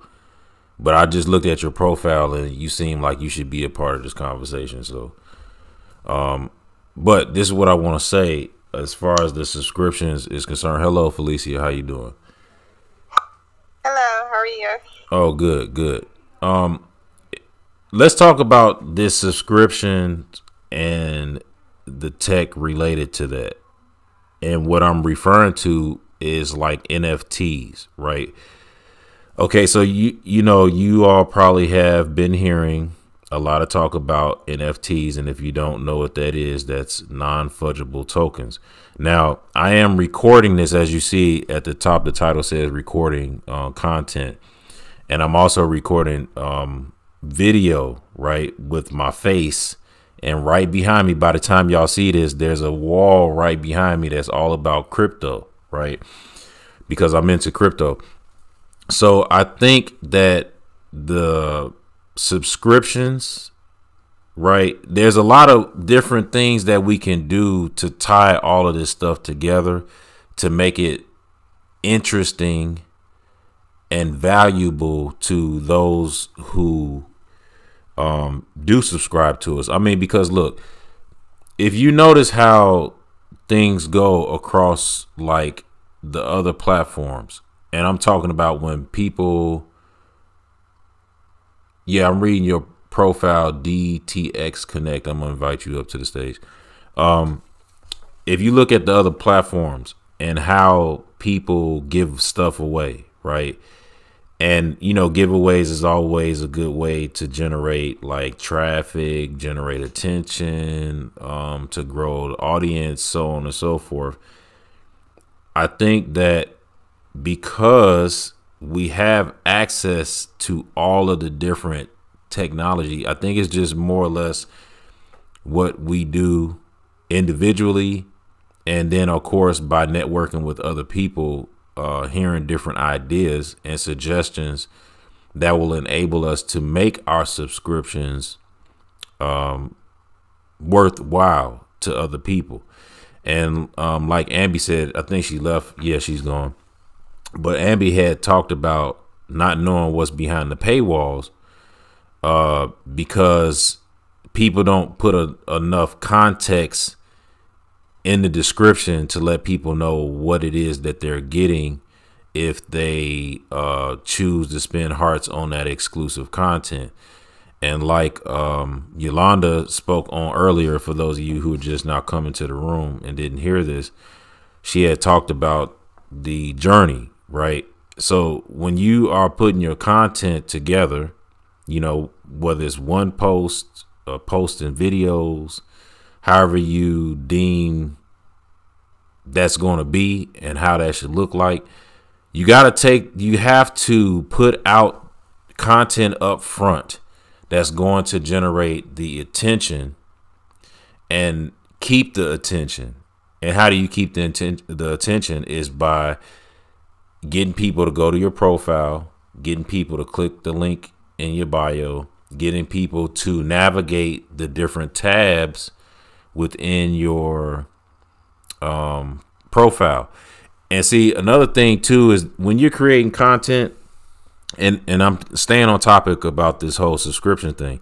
When you're creating content, right, you need to realize that the content that you create should be for different users. It can be the same piece of content, but you need to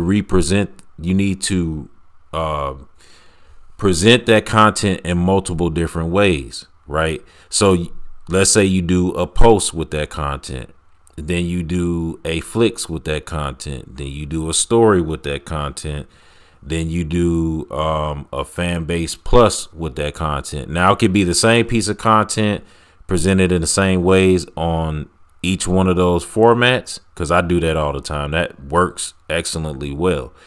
But then you can take that same piece of content and then you can restructure the aesthetic of the content, right, by putting it with other things that gives it a different look and makes it a new piece of content, even though it's the same thing that you already shared already. And what that does is you have people who like the feed, that, you know, that's their thing. They go through the feed. Then you have people who like me, I'm an explorer, so I'm going to look at every part of the app. That's just me. That's how I get down. But I have certain parts of the app that I like more than the others. But I'm definitely going to look at every tab in your profile. I'm going to click the link in your bio. I'm going to read your descriptions. I'm going to spend a little time doing, you know, just checking you out, see what you got going on. But that's because I like to explore. But then you have people who just like the feed. You have people who can stay on flicks for a long time. You have people who are more like the YouTube type people who like the longer form videos, so they're gonna, you know, spend a little time checking out what's going on the Fanbase plus side, right? Now the exclusive content is more for people who are actually a part of your audience.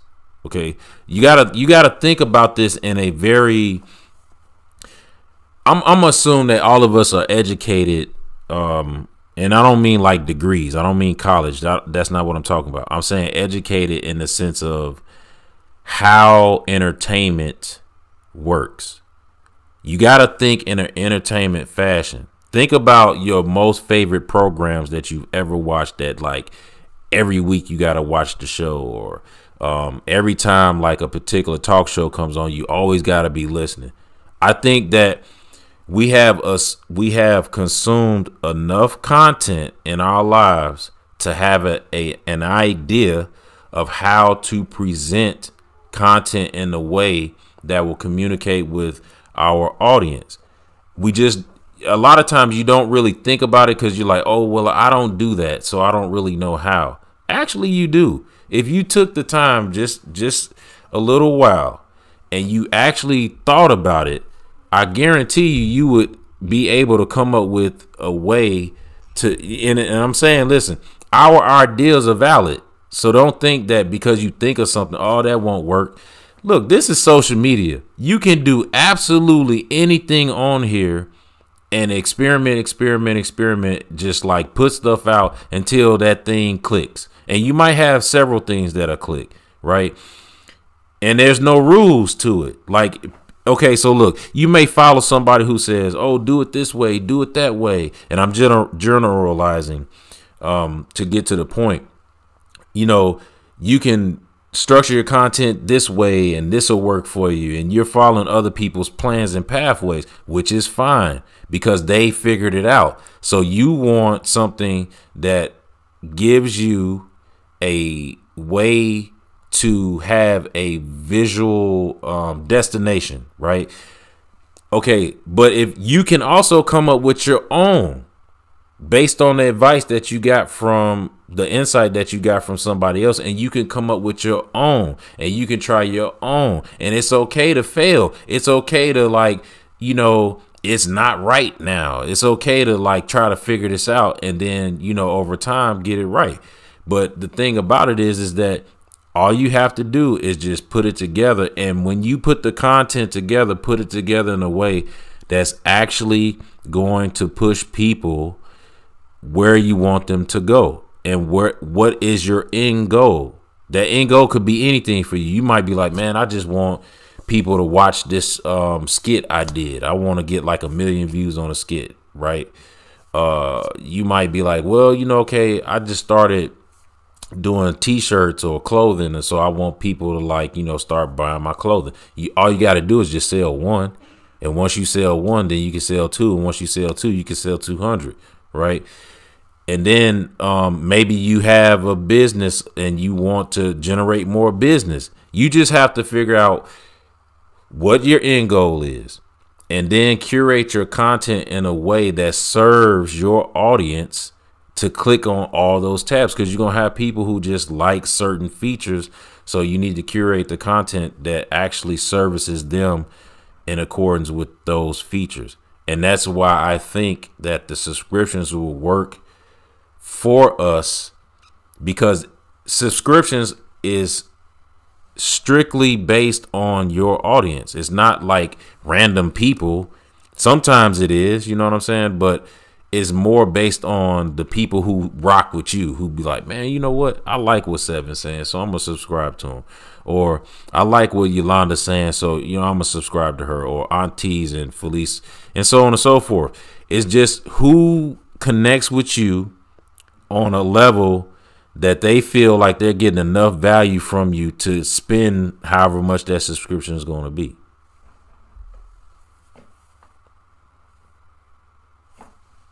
And also I want to about the technology, you utilize the technology together, like with NFTs and anything else that you can come up with or that you may come across and be like, oh, I think this would be a great addition that helped me to add value to what I'm doing content wise.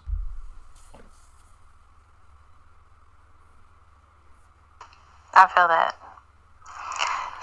Definitely use your social media real estate.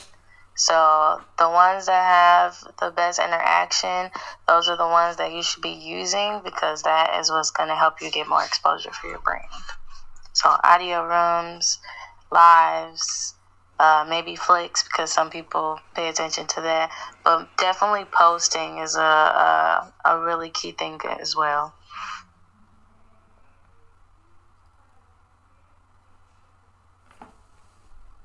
Hello, Toyera. Is that how you say your name?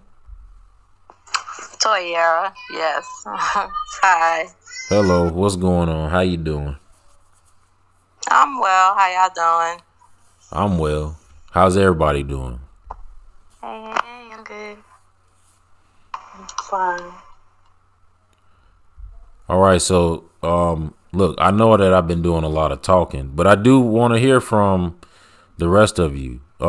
So let me ask you, okay, so I'm about to ask, since you just popped in here and you're new to me, I don't know if you're new to other people, but Felicia, what has your experience been like on Fanbase so far?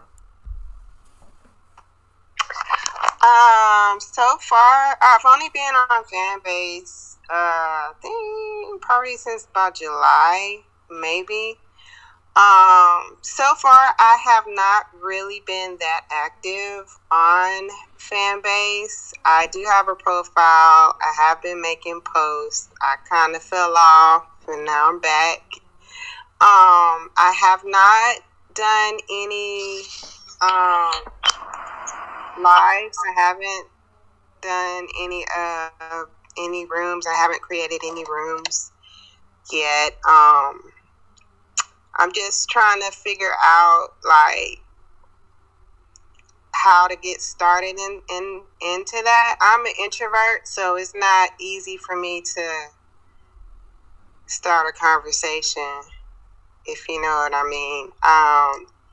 But so far the app has been cool. I like the rooms that are giving out a lot of good information, positive information. But that's pretty much my experience with the app. I'm pretty much in my own little space, just trying to figure out things and how I want to approach things.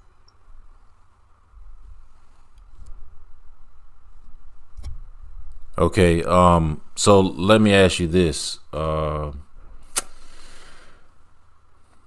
What about the monetization side of it? What is your experience with that? I know that you said that you kind of like were back and forth with the app, but up until now, what has been your experience with that side of it?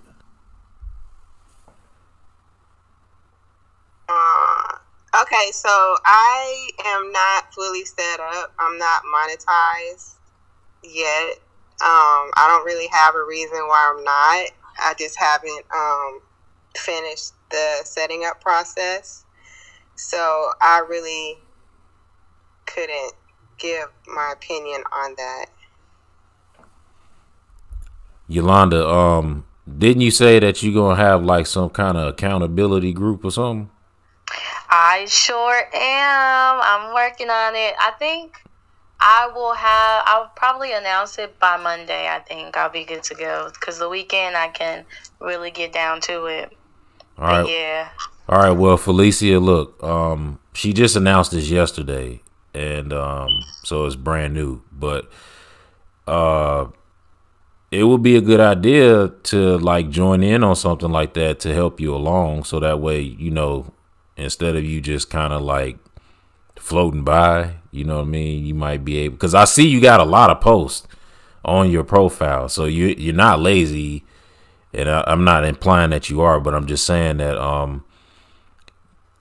I see that that you'll do the work. It's just you probably just need a little bit of support and encouragement. What do you think?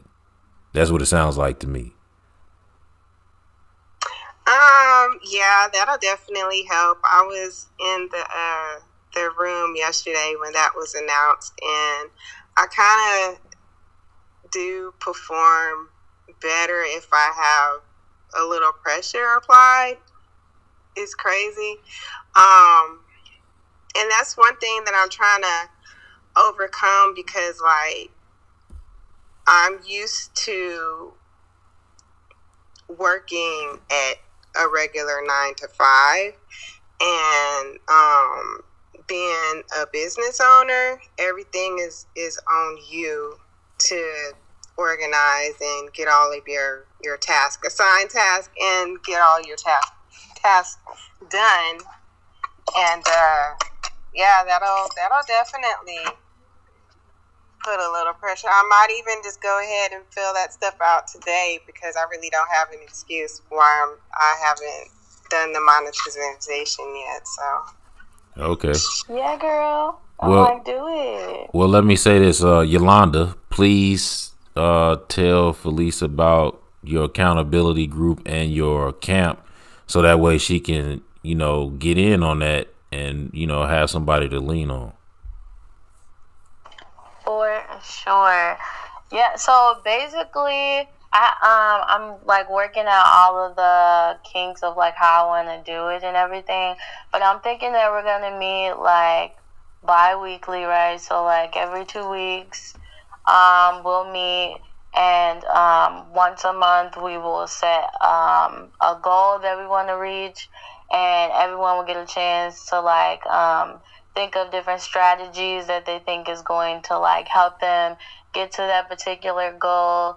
We'll all talk and figure out if this is something that we want to do, and then we're gonna make a pledge and commit to it.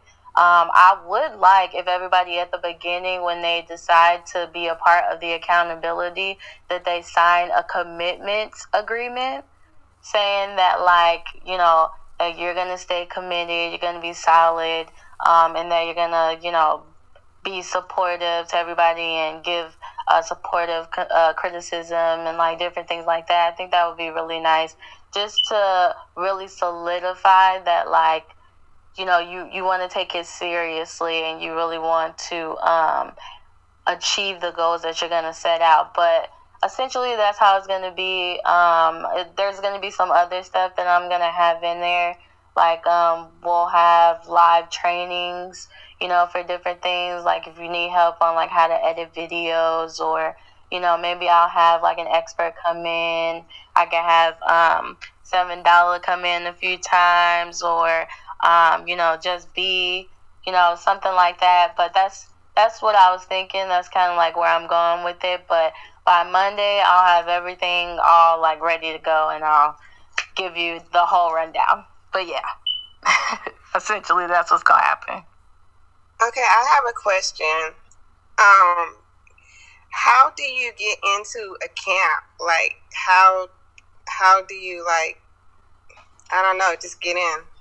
Oh, you just follow. So it's just like if you was following somebody's page, you'll have to like look up the names, or you can just scroll through and you can find like the name of the camp. So I don't have like a camp right now. I'm trying to figure out how I want to do it. I was thinking about like not WhatsApp, but it's a different one. I can't remember what it's called, just so that we can like talk to each other, and I can like maybe text you guys like during the day, reminding you all to like make sure that you're making your content and like different things like that. So I'm still working it out, but that's how it works. So you would just go to the fire sign on the right side. If you click out of the room, you can see it on the right side, and then that's the camps.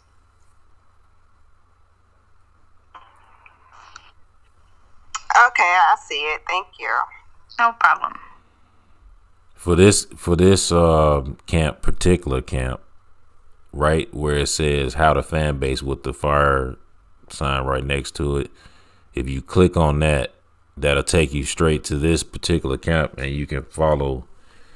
It'll say join at the top of the tab. But what Yolanda was referring to, where it says at the top all rooms, if you click out of this room, you'll still be in it, but the fire sign right at the very top on the top right corner is where you can search all camps.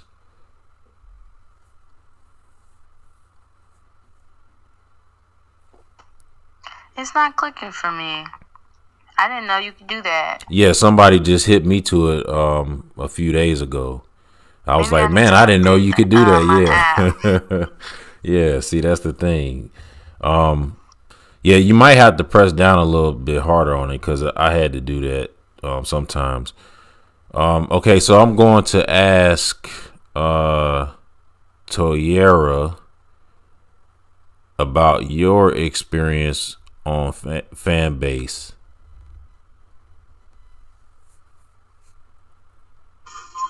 Hey, I'm here with my 7-month-old granddaughter, so she's quiet for the moment, but Okay. if y'all hear her, I'm just putting that out there up front. But yeah, so I've been on the app just a little over a week now, and I'm still getting used to how things work on here. I've basically been in the audio rooms a lot, so I haven't created any rooms or done much as far as me personally. I don't have any businesses. I came over here initially to support the app and just the fact that it's Black owned and everything like that, and just really trying to figure out for myself like how I want to utilize the app for monetization, if that makes sense. So yeah, but I mean, I'm enjoying my time here, the conversations that the different rooms, like the way that they're set up and stuff. A lot of good conversations and stuff being had, very informative. But that's the input that I have for now. Okay, thanks for sharing that. Hello, Sketch. How you doing? And Sharon, I see you're back now. So Sketch, are you there? Yes, I'm here. All right. So, tell us about your experience on Fanbase. And okay, so look, this is a multi-layered question. I want to share your experience about Fanbase. Also about the monetization side, and what do you think of Fanbase as an app overall, as it both a user and it being a competitor to other apps? Yeah. I been on this app now, I think since late June of this year, so a couple of months now. And I've just been using it, being in the audio rooms. I've been in Yolanda's audio rooms a few times. With her content creation, marketing strategies. It's a really good app. I really like it. With the whole straight out monetization. I've been posting my work on here. I've also went live on here a few times. I've also created some audio rooms on here. I've invited people to come on this app as well. So I've also, I'm just really big on supporting Black-owned businesses as me personally. So it's a really, really dope app. And, I will, keep supporting it. I'll keep, and telling people about it and, just, all that. So, yeah, I really love this app. So that's all I have to say. Okay. How about you, Kelly?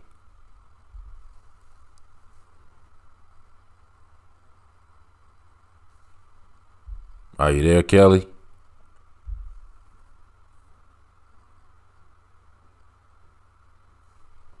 All right. What about you, Levon?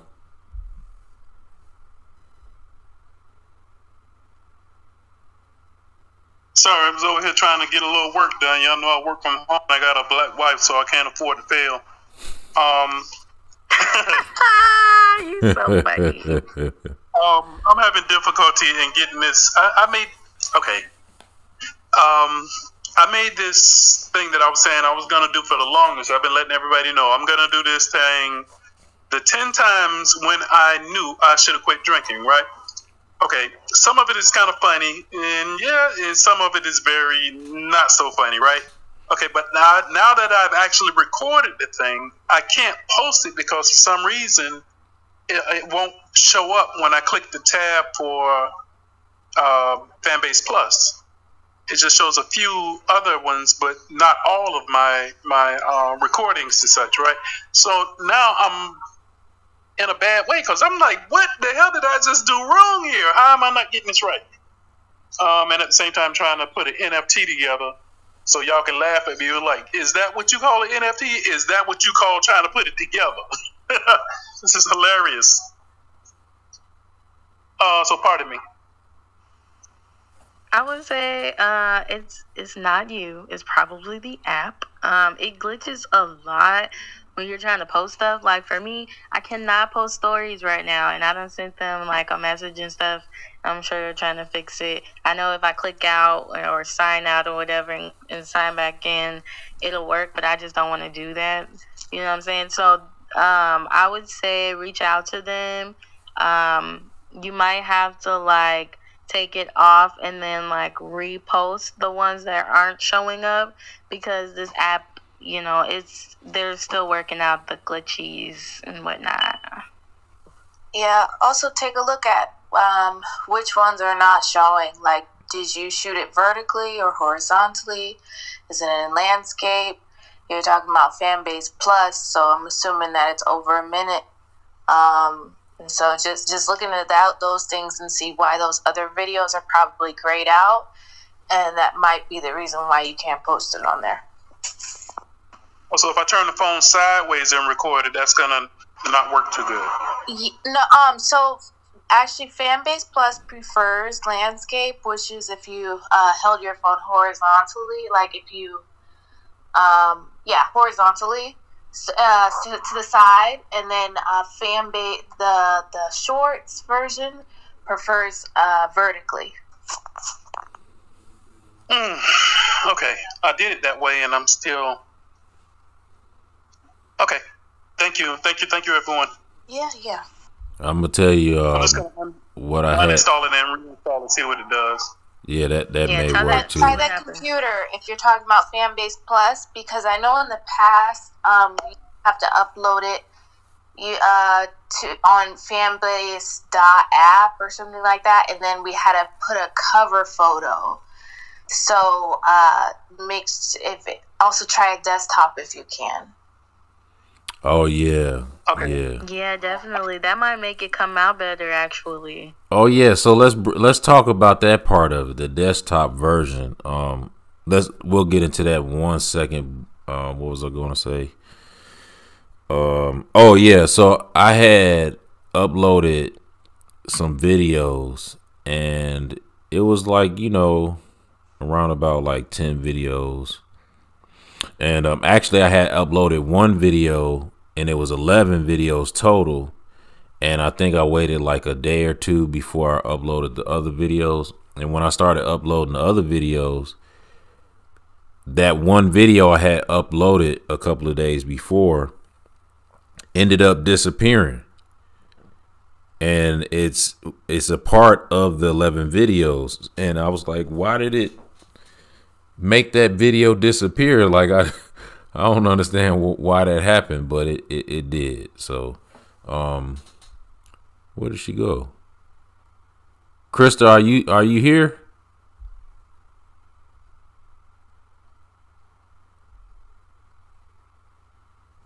Okay, I guess she jumped out. I think she bopped out. Okay. Well, that's cool. Let me see. Worldwide Willard. Let's see what he's about. I'm gonna invite him to the stage. Look at his profile real quick. Okay.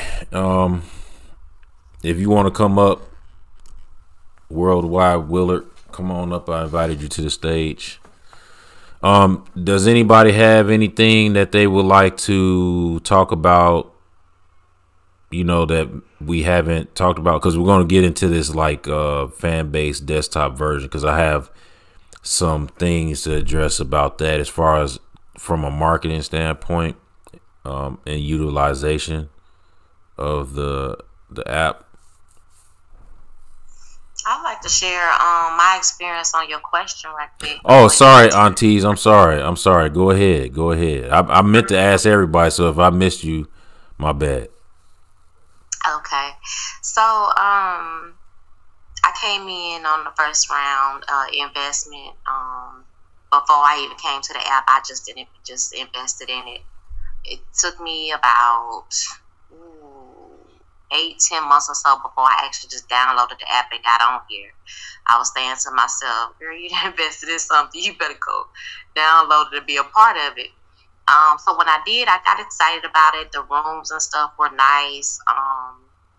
It was glitching and stuff then. It still is. I don't like that. But then I seem to ask people around. I'm a heart buyer. And I believe in giving out the hearts and stuff like that. So I do that faithfully in any room and stuff I go into. I kind of made that commitment for myself. But when I ask around in the rooms and say, like, so who's subscribing? Because, you know, some people I kind of be interested in as you stay in rooms with them for a while. You be like, so are you doing any content? And so far, everybody tell me no. I have yet, the only person, I have only one person techie that is just like, do content. So, subscription type content on their thing. So I'm like, okay. But I did find that I got a subscriber. And I was excited about seeing the subscriber, y'all, but I did what the young lady said earlier. I didn't put the content on there to keep the subscriber. So that's very important. We need to put the content on there to keep the subscriber, but I'm just not prepared for that. So I am moving into January. I want to just start off January with putting my content and stuff on there, but trying to debate, like, do you have personal versus a business? More than one account on here is what I'm saying, profile on here. And then asking that question, I think that's the route I'm going to go. I'm just going to separate the two, who I am, my social media presence versus my business presence on social media. I think that's the route I'm going to go to kind of help with that situation and knowing how to put up, start subscription-based content or whatever. But I am loving the app. I think it's a good thing. I'm trying to get people over here, but nobody's catching the bait yet. And I think, well, I'm talking to, young people like in the 20s and my daughter's ages, and they're stuck on Instagram and TikTok. But I'm trying to get them, like, no, this app is the same thing, y'all. I'm trying to get them excited about it. So hopefully, as momentum picks up, you know what I'm saying, the gravitation just starts pulling over here. I am going to try to make a commitment to stay over here more than other apps, do the monetizing on other apps. And you can monetize right off that first, doing your profile. They don't call it hearts, they call it different things. I do kind of spend more time on those, but I want to kind of transition to here. And that's my experience, y'all. Thank you for listening. All right, thank you for sharing. Okay, so let me ask you this. So I want you to also share what you think of the app as far as the ratings concerned, from 0 to 100, and in comparison to all the other social media platforms. What do you think of it as an app?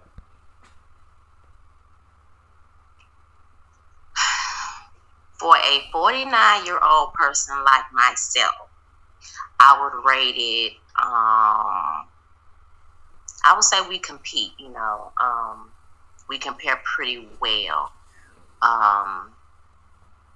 outside of the glitching. I think if that was not a case, I think we would do pretty well for someone. But for younger people, I would not rate it so high. I do really understand why, like, I can't get my daughters over here right now, 26 and 21, and they're business owners and stuff like that.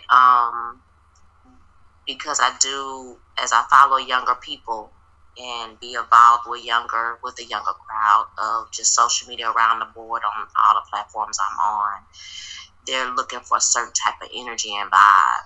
I do think this so far here, the vibe I get for fan bases is more historical. We're going through all like historical stuff, and if you're not a historian, because I'm not a historian, so it entertains me, but then it doesn't. And I will say, I think it irritates me more than it entertains me. No shade to nobody. I hope I'm not hurt, offending nobody saying that. And then two, the hype energy, the like,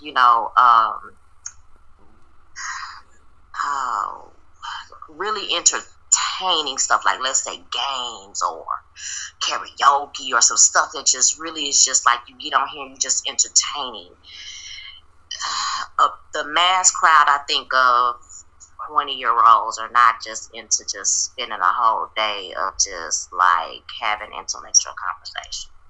They really want to get on social media and just have some fun and ball out. And I don't get that personally. I don't get that experience from this app. I go other places for that energy.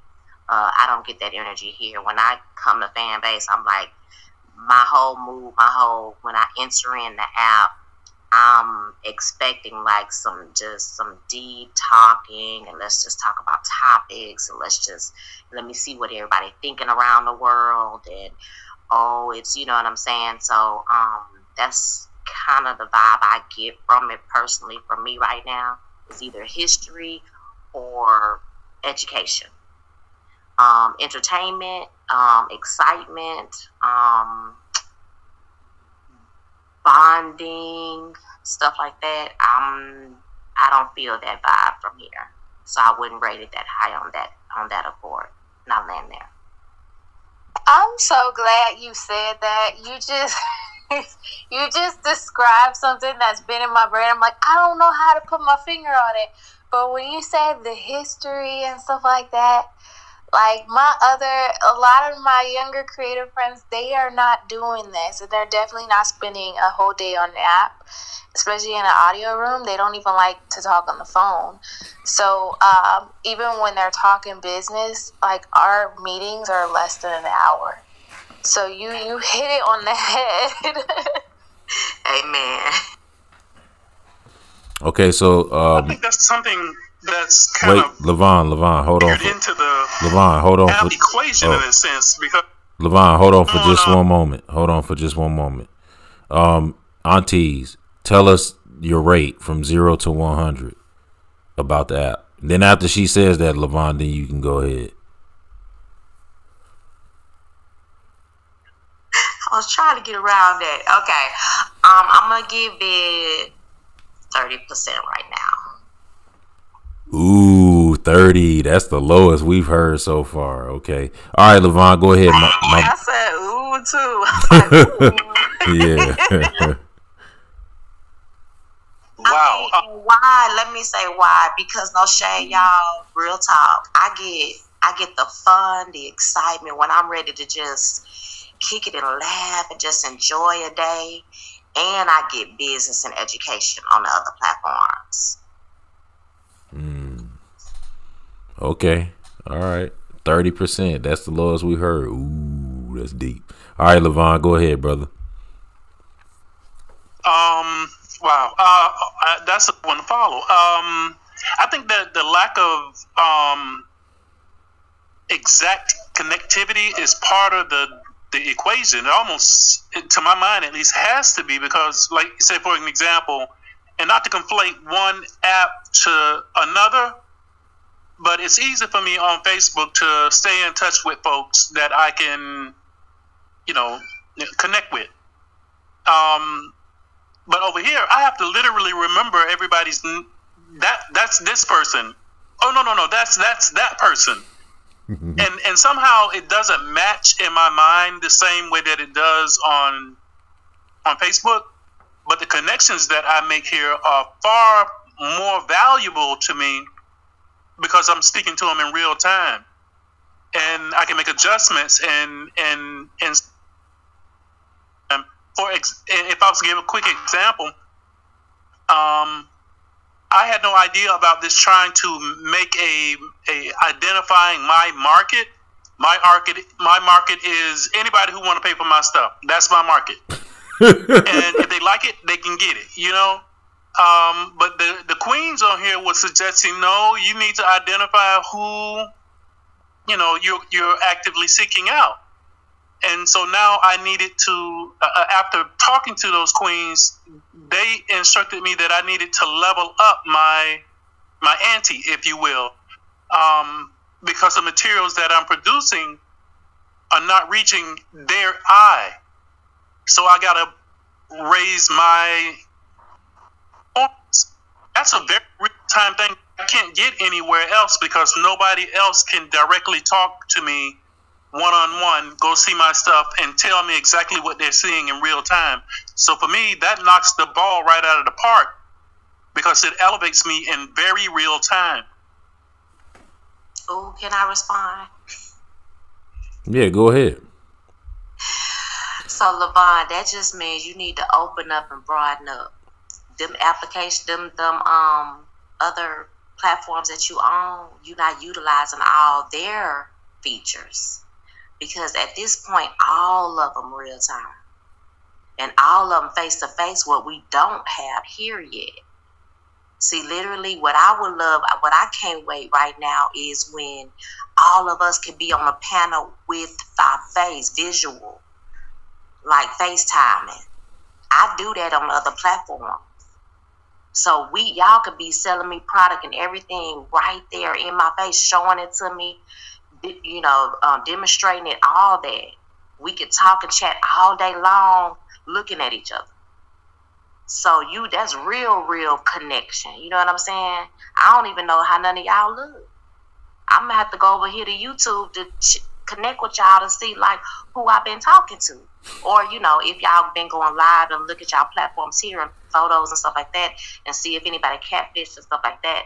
So it just sounds like if you don't know that those features exist or something like that, when you on FaceTime and all that and talking in real life time with both of y'all on the screen together, actually looking at each other's face, you can do all that on Facebook, Instagram, YouTube, all of them. So you just not utilizing those features, that's all. And I land there. Okay, we have Onyx 54. DeRosco, hold on for just a moment, please.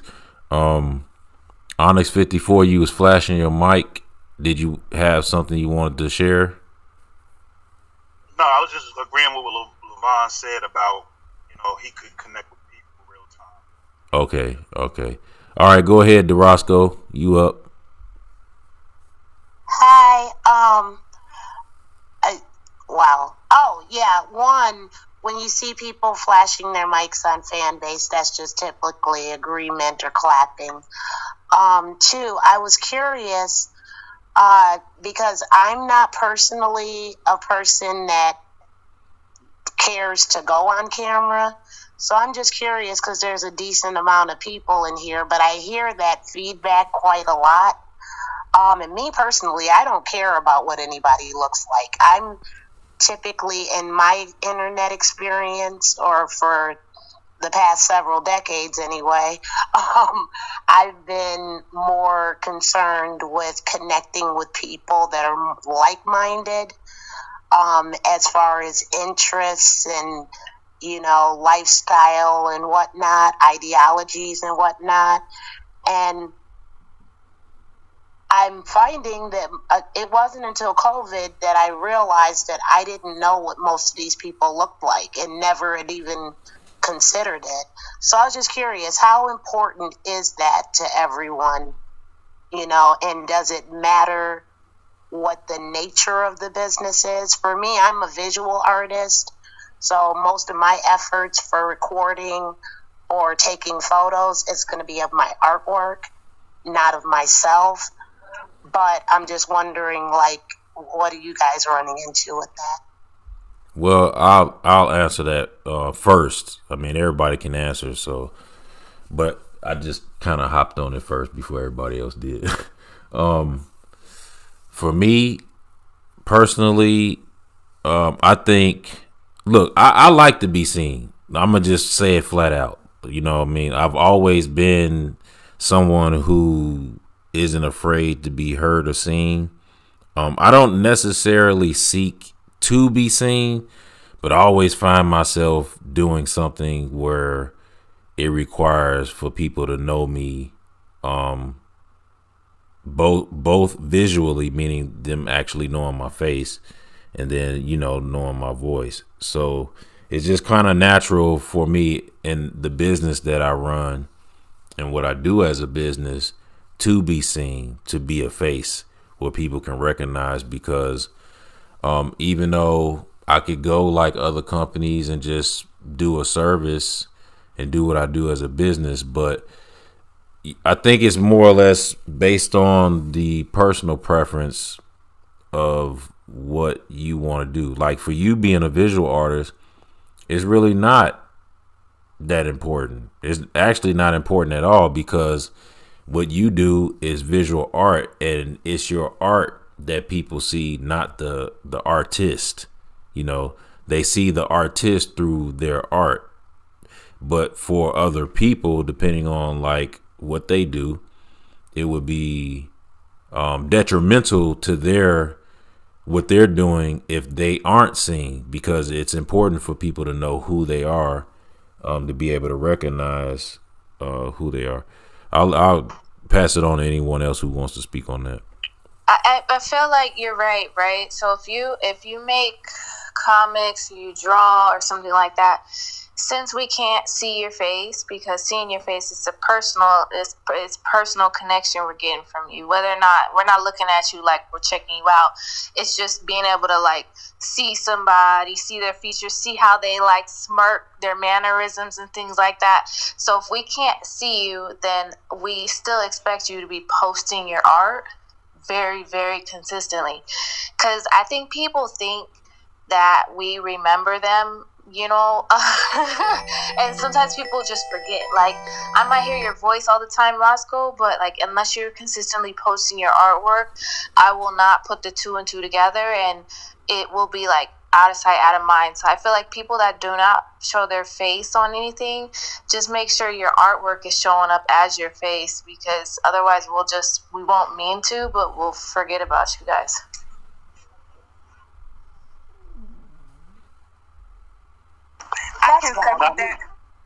I'll jump in here next. I think socially it's not important. Socially is just like when you FaceTime your mama, you know, or your child. I mean, just know that all social media platforms, visual aid it always has the option to join either by audio or visual, right? Just like on our cell phones, we could FaceTime our child, or we could, you know, just call them, and you can turn your camera on and off. So you don't have to be on the platform and everybody's face has to show. Some of us could be in the camera, and some of us could just have our pictures like here. But business wise, I think it's important because like for what Roscoe does, when I'm connecting to trying to buy a logo or a painting or an art, a piece or whatever, I like the fact that it takes away that whole send it to me, how it looks. Okay, no, change that, send it back, this, that, and the other. And then I get to see them do it, and they show it to me. And it when they're selling their products and stuff, being able to see them with it right there. And just for me, individual, like you said, I do believe agree with Seven that it's individual based, right? Preference. But I like it. I think that business owners that are selling products and stuff, I think having a visual piece to your business, when we're selling around the world, is a plus to us more than it is a negative to us. That if we could get on there, we're showing our stuff, and you could see that art. So even in the field of art, when I'm watching them draw, like even if they just sitting on live and they ain't talking to nobody, ain't panel nothing, but when I'm just sitting there watching, it make me want to buy. I be like, oh, that's cute, and then I'm commenting in their comments like, oh, do you sell that and stuff like that. Like it helps with business. And I land my plane there. Before anybody says anything, I want to say hello to Krista and Khadijah. Hello to both of you. And one other thing I want to say, and then you all can pick up whoever's ready to speak about that. For those of you who are in here, if you haven't joined the How to Fanbase camp, go ahead and do so if you're interested. Which you should be, because you're in here, all you got to do is tap. If you don't know, I'm just saying this because I just found this out the other day. Right at the top of this room where it says How to Fanbase with the fire icon, you can actually tap on that and it should take you to the camp where you can join. So just putting that out there, because this is what we're going to be doing in this room, talking how we're talking, keeping it focused so that we can grow on the app and make the app a better app. So I'm done with that part, and whoever wants to speak next, go ahead. Yeah, I thought you might have been able to tap on that green. Sorry, my granddaughter, but it doesn't work because oh, go ahead. Update your app.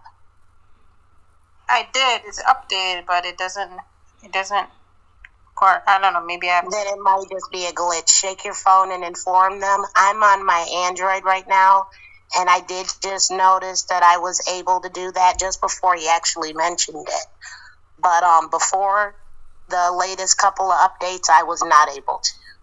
Okay, so maybe I'll leave it. Yeah. Leave that. All right, well, here's the other way to navigate it then. All you have to do is go at the top of this room where it says all rooms. Click on that. And once you do that, it's going to take you to the screen where you see all the other audio rooms, right? Then go to the top of the screen and then in the very top corner where you see the fire icon, click on that. And when you do, if you don't see How to Fanbase camp like immediately, then all you have to do is go to the search bar and type in How to Fanbase, and when it comes up, just hit join. And that's the other way to navigate to that. And if that's not working, I don't know what to tell you except reach out to them, But whoever else wants to speak next on what we were just talking about. And don't forget, I told you that we're going to talk about the desktop version in relation to using Fanbase and as a marketing tool. I've seen a lot of the Queen's profile, and a lot of them have pictures on them. So I could absolutely see why you guys want to be seen. Absolutely stunningly beautiful women right here. But for me personally, I got a face for radio. So the less you see of my face, the better opportunities I may have to present you with what I'm offering. Dude, you funny. You are so silly. Why are you so funny like this? Yeah. I can feel his nature is catfishing. Oh my God, what does he look like in real life? No, I think a lot of the more attractive ladies on here with the extremely high IQs, I can see how that can benefit you. But for me, I would rather not be seen if it's at all avoidable. I'm just not a pretty face in the dark, But thanks for letting me share that.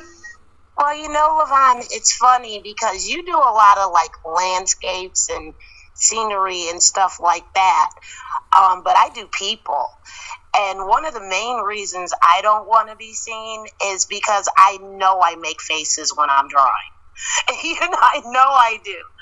And it's like, I don't want that memorialized on on a recording, because I don't know, it's something that a lot of artists do, like we'll jump up and do the pose or whatever. Like back when I used to have the big wall-sized mirror, I used to do that a lot, but even still, like whatever expression I'm drawing, even if I'm looking at it like a photo reference, I make those expressions. So I damn sure don't want to be on film. Honestly, that might actually make you blow up even more. That part. That's true. I mean, if you only understood how funny these faces could be, though. Exactly. And then somebody else just say there's not a lot of like entertainment type things over here. That would be you adding to the entertainment over here. I'm just saying. I don't know. That feels like full frontal exposure, but I'll take it under advisement. It does occur to me though that so many people have been asking that I did decide finally that I'll put something like that under a membership, behind a paywall. So I feel like, well, damn it, those that are that curious, they can pay me a couple dollars for it then. Because then I'd have to actually make sure that my hair was dead and, I ain't ashy and all of that kind of stuff. Khadijah, okay, so I don't know if you heard me ask this question. And this question is going to be posed to both you, Krista, and Lewis, and DeRosco too, because I don't think you answered. So here's the question. It's a multi-layered question. So I'm just gonna say this so that way not only can we stay on topic, but we can have a little bit of order so everybody gets a chance to say it when it's their turn. So I'm gonna say Khadijah, DeRosco, Krista, and Lewis. My question to you, and it's a multi-layered question, is what is your experience using Fanbase? How do you rate the app as a user from 0 to 100%?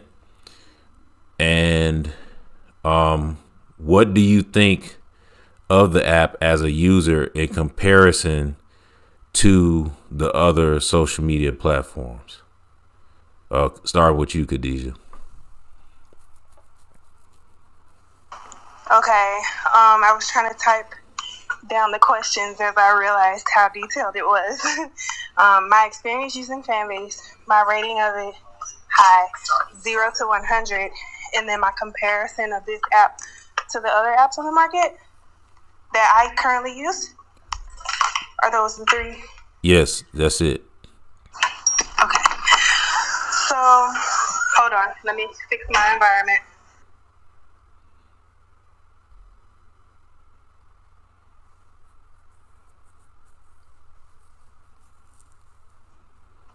Okay, thank you. My experience using Fanbase is that it is a fairly easy to use app. Yes, there are a few learning curves in terms of understanding how to navigate it, simply because many of us have never seen an app that is quite this split off and like detailed, having so many verticals, including audio. This is the first app that I have seen that has had audio plus a bunch of different other verticals.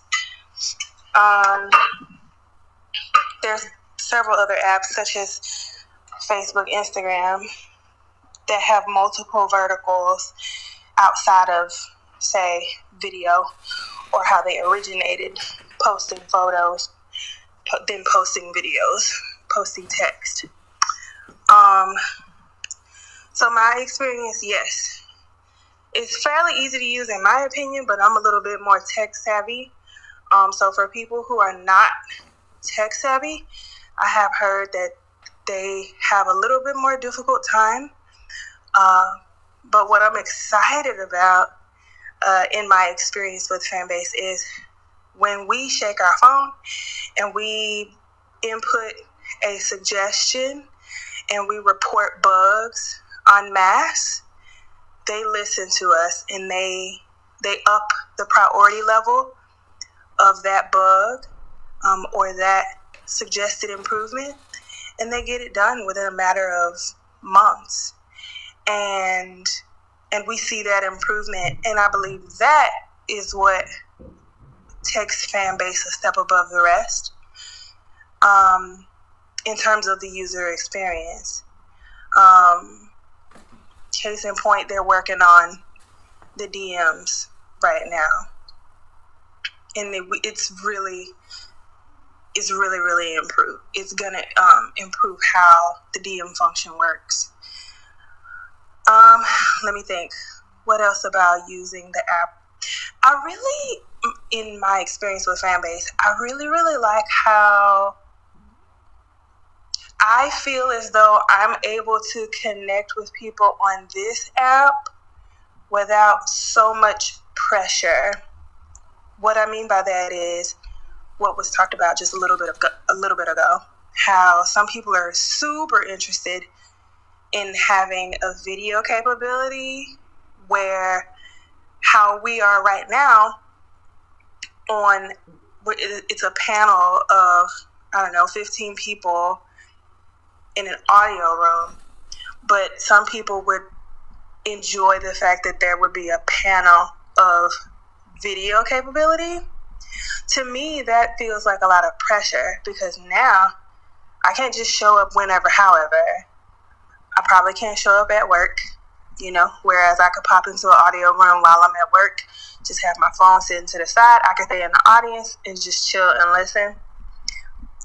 And even if I'm brought to the stage and I could say a few things real quick, I got to worry about what I look like, where I'm at. What does my background look like? Is there a light hitting my face? Can the people even see me even though my video is on? So there's other elements that people can become much more self-conscious about, and it can affect how they show up, or even if they show up at all. So I am enjoying how this audio portion of Fanbase has allowed me to connect with so many different individuals. It's really different for me. And so I'm able to get feedback, whereas I post on here every day. I post regularly throughout the week, and I've been doing so this entire year that I've been on the app, less than 11 months now. And, just past the 11-month mark. And I've grown here because I've been posting, but I've also grown here because of these audio rooms. Because I will come on stage and I'll ask a question or I'll share an idea.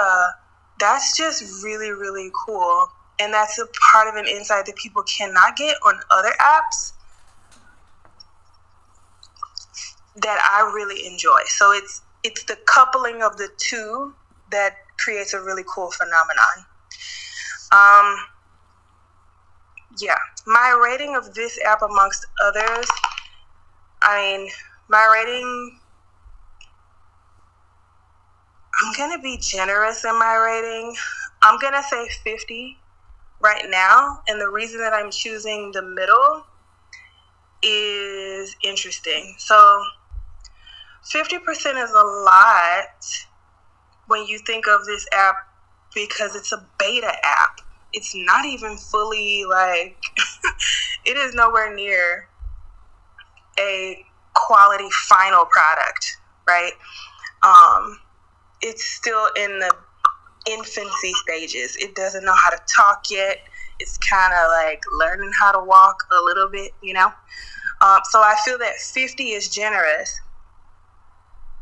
But here's why 50 is on par.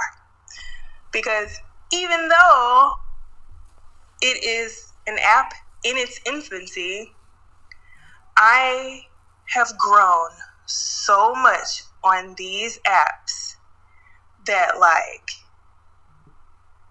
as you can see, you can go to my profile and see I have 1,000 followers over here. I've been on this app for 11 months,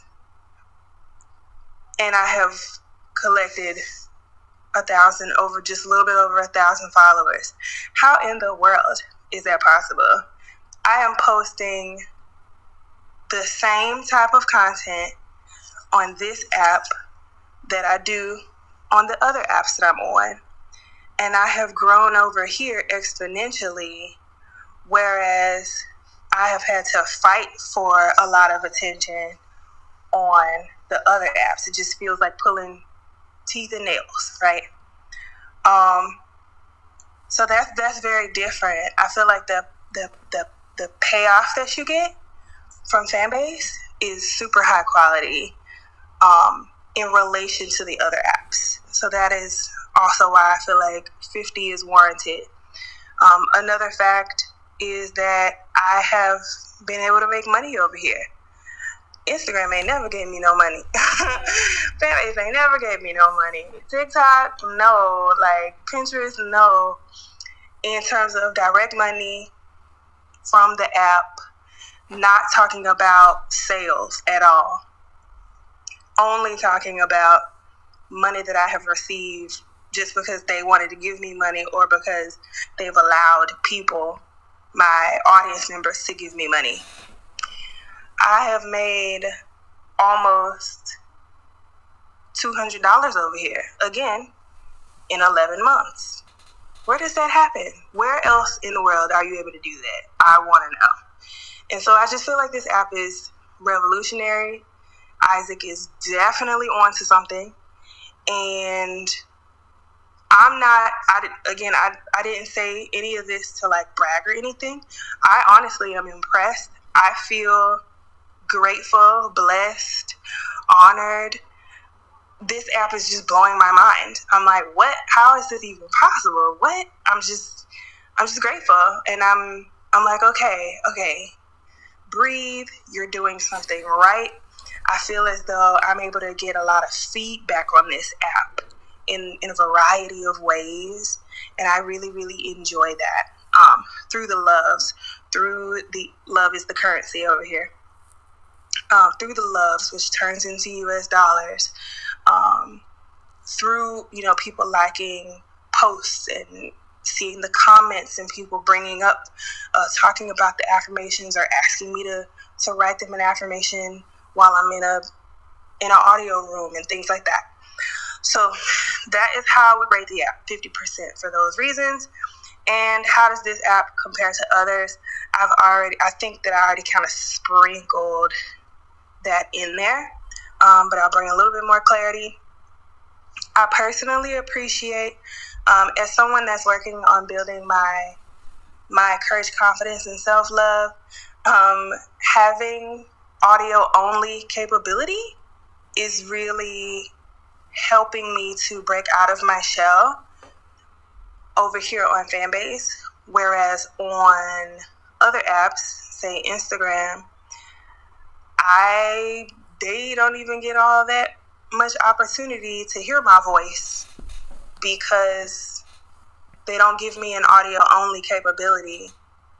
They only give me a video capability, video live or video recorded. Well, I can post video recorded over here too. Flicks, a regular video post, and I can do a voiceover for that. But in terms of showing up live like we are now in this audio room, Instagram doesn't have an audio-only capability. So this allows me to do even more over here. I can show up even more for a longer period of time and not be concerned about where I am, how I look, what I'm wearing. Say if sometimes people don't want other people to know what their job is, and maybe you can figure that out based on what attire they're wearing. Like, there's so many different reasons. Maybe you're getting your hair done and you're like super self-conscious about your hair. There's so many different reasons that sometimes people may not want to be seen on camera. Maybe they had a car accident or some type of accident where they have like burn marks on their face. You just never know what people have gone through in their life. And so there are reasons, typically based on courage and confidence, that sometimes people don't want to be seen just yet. And so I think Fanbase allows that capability of helping you along your journey. If that is your ultimate goal, that you want to work up to being able to do video things, being able to do live in-person events, you can kind of baby step your way to that by using the Fanbase app. Because of the audio rooms, you have a choice.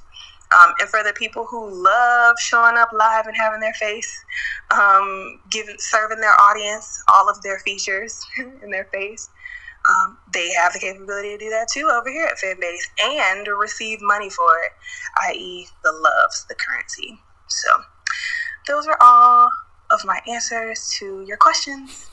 Thank you. You are so flipping cute. Great job. Now, what I do want to say, though, is that one, I'm understanding now why you didn't show up in any of the meetings on Discord. One, it's a lot like Zoom, so almost every app that I've been on that has a video capability, you don't have to turn on your camera. You can show up and just use voice. And the way that it's set up, that you have your microphone like you do here in the room. You have your video camera, that allows you to turn on and off your camera.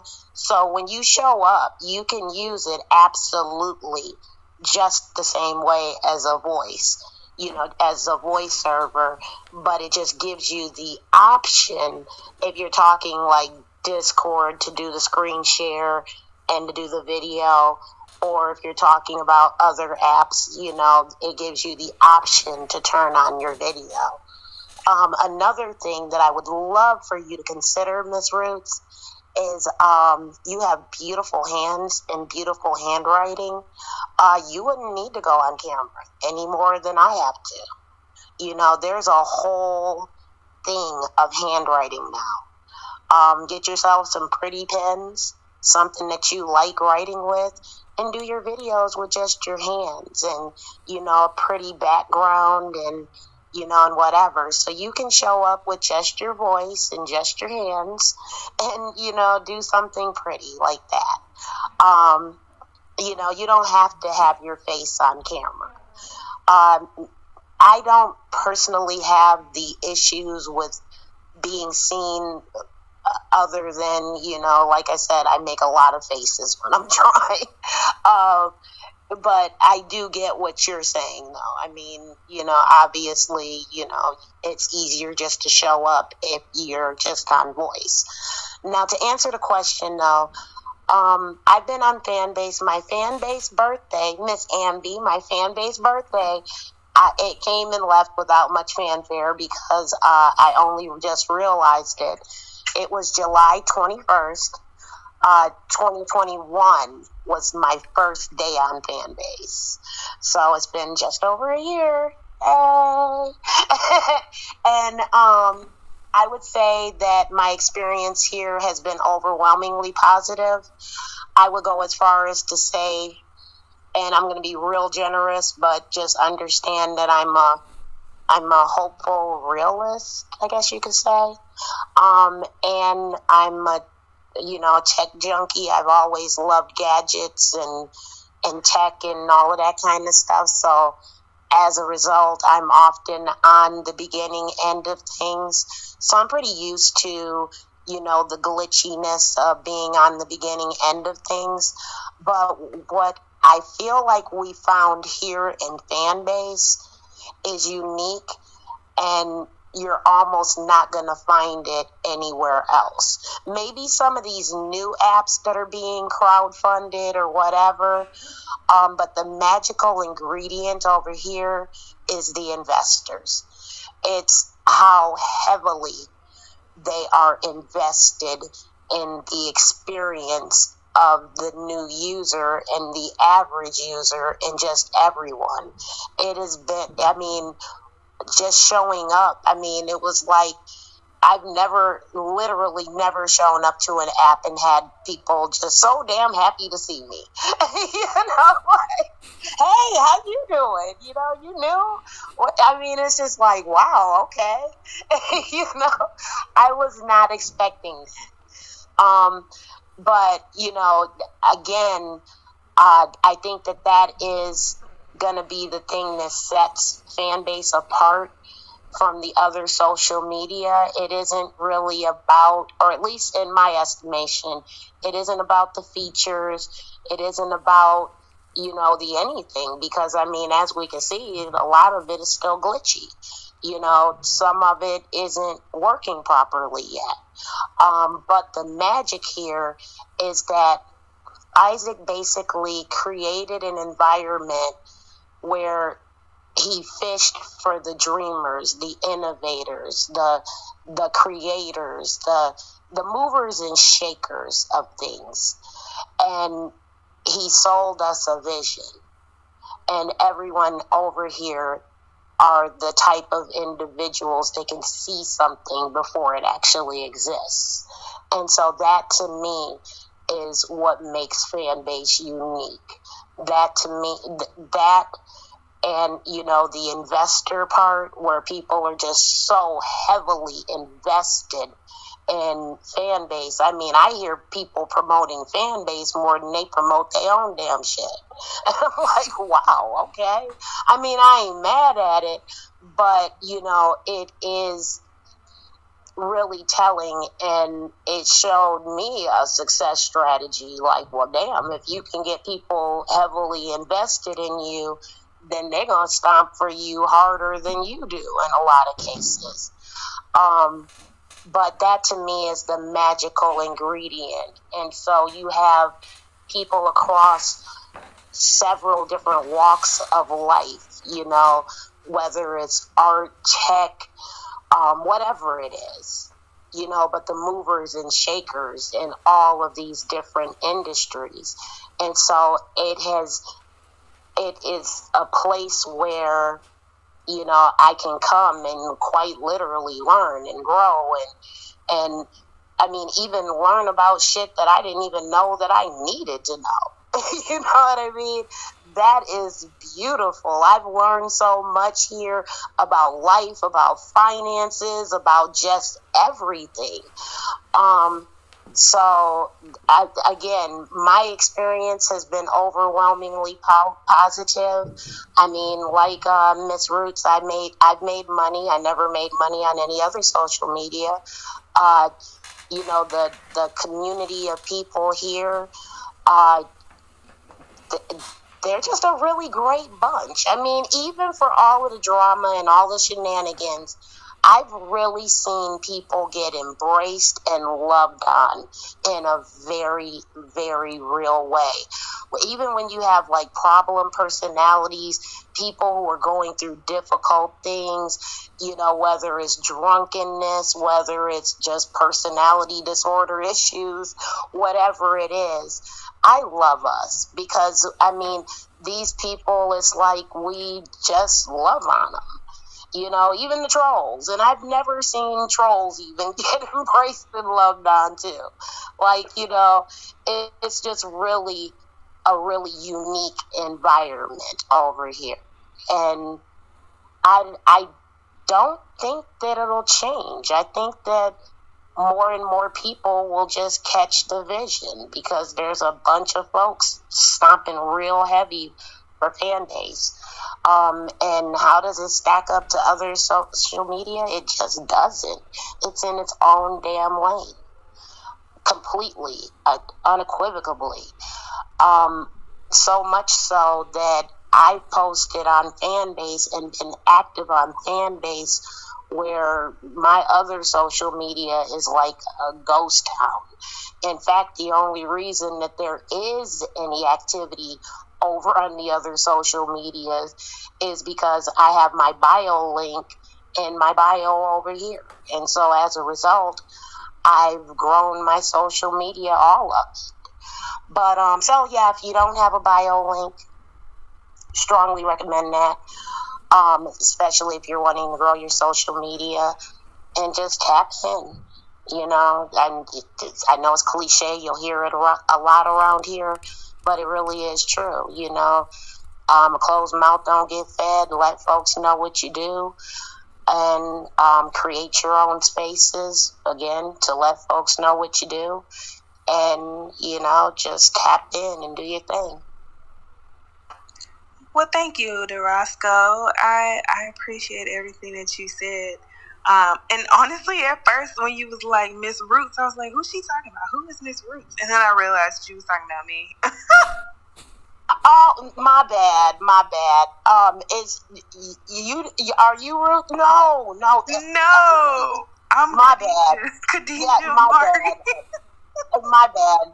Y'all both have like the sweetest, prettiest voices, and so I do get you guys mixed up in my heads. But that just one head. Just one. But I do get it mixed up sometimes, but my bad. But the point still stands. You still have beautiful hands and beautiful handwriting. Just get yourself a pretty pen and, you know, have like a thought of the day and, you know, some little ramblings about it, you know. And, I mean, I can just tell from how you set your shit up. You already...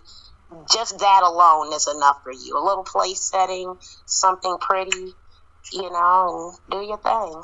And of course, you know, you can do even more editing with Canva. Yeah, with Canva, yeah. Thank you. I wanted to share a quick idea before Krista or Yolanda goes, because I believe that's who Seven wanted more info from. Yeah, Krista's next. She's next. Okay, Krista, get ready. DeRosco, I think it was you earlier who was talking about not wanting to show your faces, the faces that you make while you're drawing on camera. I had an idea about that because I was the one who was saying, I mean, you totally could. That might make you blow up, actually. You could, the camera could be like from behind you. You don't have to show your actual face, but like when you pop up and you do your dances and all that stuff, we would still be able to see it, or even like to the side. That way we get a little bit more personality and we don't feel boxed out, you know, like her back is turned to us. But there are ways. And then also I've seen people zoom in on the work of art to where you can just see mostly the work of art and then their hands. I've seen that as well. Same thing what you were saying that I could do. I could like write affirmations live. Yeah, that's exactly what I do. Yeah. Oh, yay. Okay, Krista, turning over the mic. Hey everyone. Sorry, can you remind me the questions again, Seven? Yeah. Okay, so please share your experience on Fanbase. Rate the app from 0 to 100, and when you rate that, that's basically saying why you think that. And then also tell us what do you think of the app in comparison to the other social media platforms? Okay. So I will say overall, I have a good experience on the app. I mean, I definitely like the sense of community that there is. And I mean, I've been on the internet, like, you know, building businesses for a pretty long time. So like, I know a thing or two about different apps and their functionalities, their limitations and things like that. So I would say, like, for an app that's in its beta, I would give it 55%. Of course, because like, I feel as if like from my perspective, there were certain things that probably should be prioritized more so than other things. But of course, it's not my app, it's not my business, so I'll leave it at that. I think that with my experience, like I mean, like I think I'm coming up to about a year now being on Fanbase, and the first 30 days I was on here, I made well over like $5,000. So I mean, like in a sense, like some people would find that really like a really good thing. It was. Wait, pause for just 1 second. You said you did that here on Fanbase? Right. Yeah, with 5,000. Girl, okay. Okay, I'm gonna let you continue. I just had to highlight that part. I know everybody heard that like I did, but I'm surprised to hear that. So okay. Yeah, and I'm talking about from sales. Yeah, not from loves. Like loves, loves are great. I appreciate them. Thank you, everyone. But I mean, like for me, it's all about like as a business owner, it's about like making the sales, right? So so I've made a little bit over $5,000 in the first 30 days. So that's been good, right? And then the loves, which is I said really appreciate that. I would say that like the big thing about this app, I like the audio room, and I've heard the discussions about like having the video capability. I like video. I'm someone who likes video as much as I am very much an introvert and like to be like behind the scenes, but I do know the power of video content.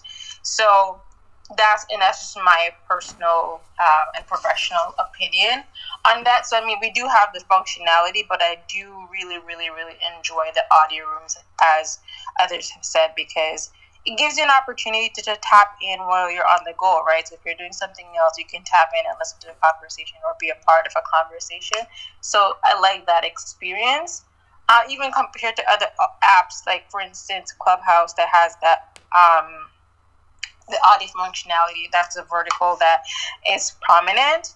I just feel like I've been on Clubhouse and like for a while, like when it kind of like the first couple of months it was out, when they started inviting people, I was on, but I just didn't feel that sense. I just felt lost. Like I just felt lost in the sea. But once I came on here, it's kind of like I found my place, right? And I really, really, really enjoy that. So I mean that's my comparison. So I don't know. I hope that answers all the questions. Okay, so did you do the comparison to the other apps, or did I miss that? Yeah. Okay, yeah, I heard everything then. Yeah. I mean, I'm just saying for me, because this is for everybody, not just for myself. Let me see. Who was supposed to be after you, Krista? You didn't say. I think I was. Oh yeah, he left. It was supposed to Okay. be Lewis, but Yeah. Okay, it was Lewis. So I have here. Let me see. I have rhyme bombs and let's see, Onyx. Did you all hear the question?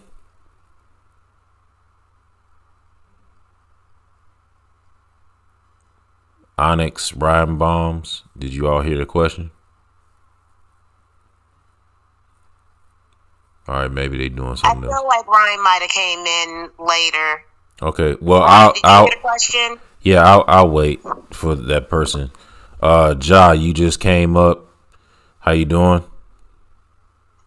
Life is good. Life is good. Okay, so please share with us your experience on Fanbase. It's a multi-layered question, so here it is. Please share your experience on Fanbase. Tell us what you think of the app from 0 to 100, and also tell us what you think of the app in comparison to all the other social media platforms. All right, my experience. I was told about it at a very early stage. I did not, join in. I'm here based in Atlanta. I do a lot of networking. I believe its impact is currently at its best right now in a developmental stage, meaning it's just like the room is about super funnels or just people who are interested in marketing, advertising, networking. In the infancy stage of something like this, and like at a room that we're in now, that it's not 300 and not 1,000 people. It's the best time for us to meet one another, to hear each other's voices, and then do some business. Just like the young lady said, this might be the best opportunities to source some new vendors, people that you just might want to work with. So I have had a very good experience. I have not been on the app as much, but again, if I only met 12 people in the span of almost a year, it's been very fruitful. So, and what I just heard about the technology part, or listening to its actual fan base, current fan base, and developing the new tools or the current tools that people are using, this is the right time that somebody should be focusing on what they can tell to a developer and filter out what we don't like from the other platforms. So comparing it to other platforms and giving it a number, I would say it's about 80. Maybe not in all functionality, but because we can learn what is not working on other platforms to say, yeah, I don't really want that over here in these rooms. I believe those are the 2 or the 3 of the questions you mentioned. So I believe it's working in its right aspect. I believe that it's better maybe if it doesn't get too popular too soon. So yeah, invest right now for those who have ample money to do so, and then have a seat at the table. So the next 2 years might be good. Lastly, the best thing about it is obviously the way that the money structure is set up, right? They definitely looked at what do influencers or business persons need, entrepreneurs need the most. I want to be closer to making a profit, or finding people to help me make a profit while I'm online in the daytime. Did you say 8 or 80? I would say 80. I would say overall from, I'm not on it to make money per se, but I'm on it to learn at the infancy stage with other people who are learning about the app. And that is a very good cross-section of people that you probably want to meet with. So 80.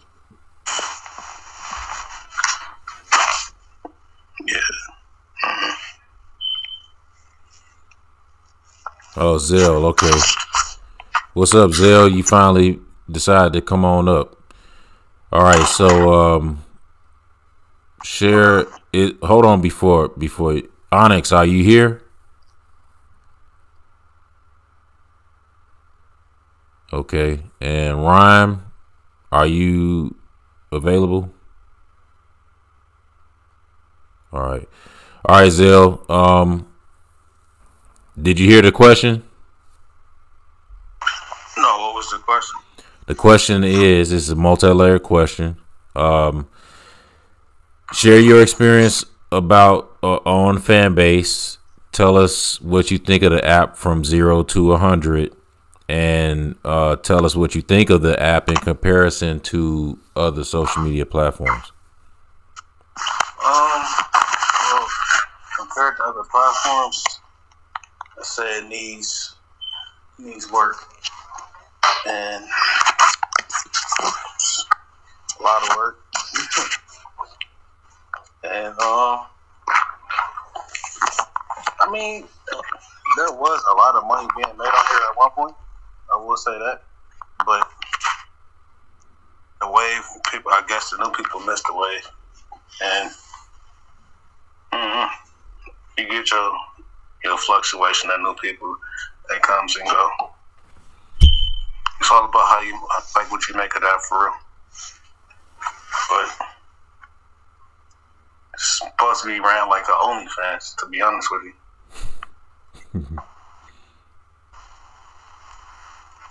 Supposed to bring your fans over here and leave.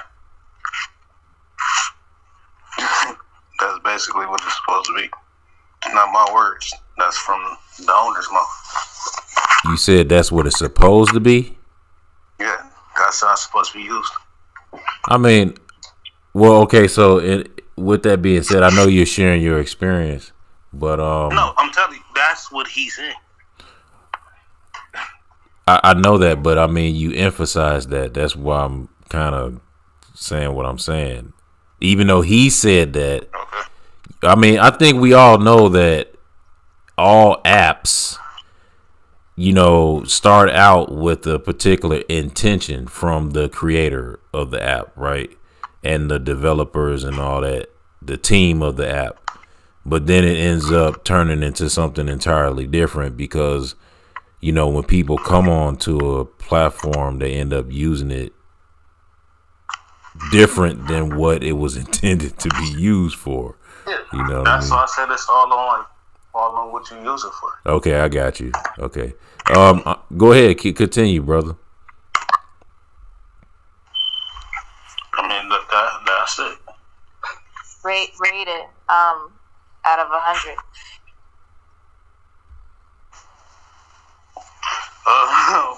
When I first got on here, I gave it about a 9. Now, it's going down to like about a 3, maybe 4. Wait. Yeah, it's from 0 to 100, not. I mean, I know you going from 10, but we talking from 0 to 100. Okay. I said about about 15. When I first got on here, it was about like a 90. Wow, it went from 90 to 15. Yeah. Okay, so share. Why is that? You got to think. Like, let me see. A couple people that's the lowest. Wow, we had 30 before. Now it's 15. Wow. I could only speak on for like myself. I was on here. Oh, and then because we was on here for like almost 2 years, and shit, we've seen the changes.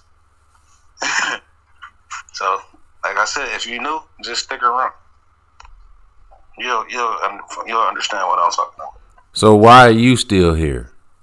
I'm curious because if you've been here this long and you rated a 15, why are you still here? And this is not a question to like, in any like disrespectful way. I'm just asking. I'm out of curiosity. Only reason why I'm still here is because I built relationships with people on here. Like, so why not get on here and talk to the people that I've met and built a relationship with. So it's cool to get on here and kick it. That's what I basically just use it for. Can I ask a question? So, because I'm new to the app. And you said you've been on here for 2 years? Yeah, almost.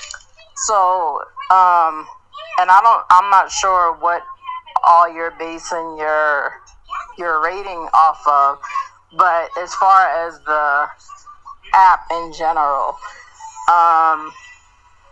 like the way the app works or what has been added to the app maybe since the 2 years, like everything that's on here, was that on there 2 years ago? There haven't been any improvements or upgrades in this app since it first started. All of that is they do updates like every Wednesday. Or they used to do updates every Wednesday, but now I think it's like once a month. No, I was asking Zell specifically because he said he rated it so low, like as though you know what I mean, like nothing has improved in the app. That's why I'm asking. The only thing that I can just say is the pay, like you cash out at $25. That's the only difference. It used to be $50. That's the only thing. Oh, and your picture in the audio room is gotten a little bit bigger. But this is basically the setup that the app was 2 years ago. No. Everybody make sure you mute your mic so that we don't get this echoing sound. I'm saying for those who aren't talking, just mute your mics. Oh, I'm sorry. I don't Ambi, she wanted to say something. Yeah, no, that's not true. So, but the things that have gotten added on, nothing has been added on. This is just being transparent. Nothing's been added on that's been executed like where you could just leave that section alone, even down to like Fanbase Plus. So we have Fanbase Plus, we got Flicks, we had the audio rooms, we had things like that added. But what I think Zell is trying to say is nothing that's been added has been like maybe the best. There has been things that have been added though. We didn't always have Flicks. With Fanbase Plus was like super wonky. Nobody knew about it. Like when I first got on here, Fanbase Plus was what was new. So there has been things. And then I don't even think we had lives at the beginning. I'm not sure if we had stories. Like this stuff has been added. Okay, thanks. I just want to piggyback on when we get through everybody. I want to piggyback on what Zell was saying. Go ahead. Okay, I'm piggybacking because I share his sentiments. And I'm a part of me is reluctant to say, but then the other part is like, I mean, that's what we're here for, to help each other, right? To elevate. Say it. There's applications out here, y'all, that just off of, they don't call them loves, but just off of those donation interaction when we just doing this right here, where you can potentially walk away with $50K a month per month. So when you talk about comparing, some of us may be on other applications that really bring a lot of success in terms of monetary growth, connecting. When we talk about like how we're connecting, like LeVon was talking about, there's applications where we connect and we have even retreats and stuff. We connected in real life is what I'm trying to get out of my mouth. We're connected in real life. So it elevated from, from the voice to visual to real life type stuff and things like that quickly. Like you could join, and by the time you built your community, like it has all these features that Fanbase has. You know what I'm saying? And they call, they all different names, right, to them, but the features are all the same. The concepts and everything are the same. You do all those different things. You do your community, do your lives, do your voice rooms, do all these things, and you can grow. So like people are really staying on your following. Your following is, I'm trying to articulate myself. Your following is staying with you. They logging in with you day in, day out, staying with you all day, just showering you with income. And that can be without you even promoting your business. When you promote your business on top of that, you're doing what the young lady had did, like when she said on her first week she made $5K. On top of that, you're just booming, right? And the app, the way the monetization comes to you, there's several different better organized or better established or whatever monetization methods that's different from here. So it sounds like so many are like, it's like this is their first experience with this magnitude of social media. Some of us may have this magnitude. We've already come across this magnitude of social media. And so it's getting a lower rating because it's like, yeah, but we're here because we know the growth, because we on other platforms that are there.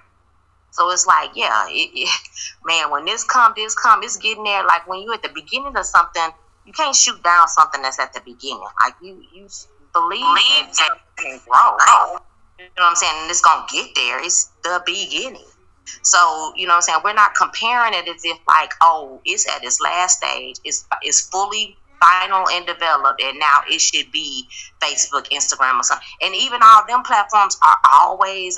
There's not a platform yet that I've been on, and I've never gotten onto it. This is the first one that I've gotten onto from the beginning. All the rest of them, they were there years on years before I got onto them. So, with that being said, and they still growing. They still be changing their features and elevating, you know what I'm saying, their levels of stuff.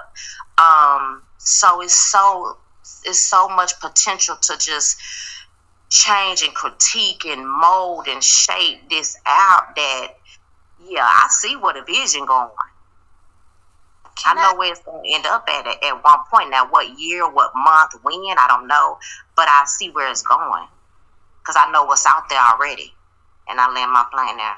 I wanna follow with you real quick, aunties. Who was just speaking? That was me. Okay, let me go real quick, and then you can go right after me. Because I just trying to follow with this thought, something that she just said about the monetization model, being developed on the other platforms. Okay, so that's why this how to Fanbase exists. This is why this was put together, for this very reason. And you know, you hear me say multiple reasons. It's put together for a lot of different reasons. But with you saying that, aunties, yeah, those others, just like this app, is in its development, meaning that it's like, okay, they put it together. They really don't know how it's all going to turn out, even though they have an idea of why they added different features, and what they may have thought in the beginning.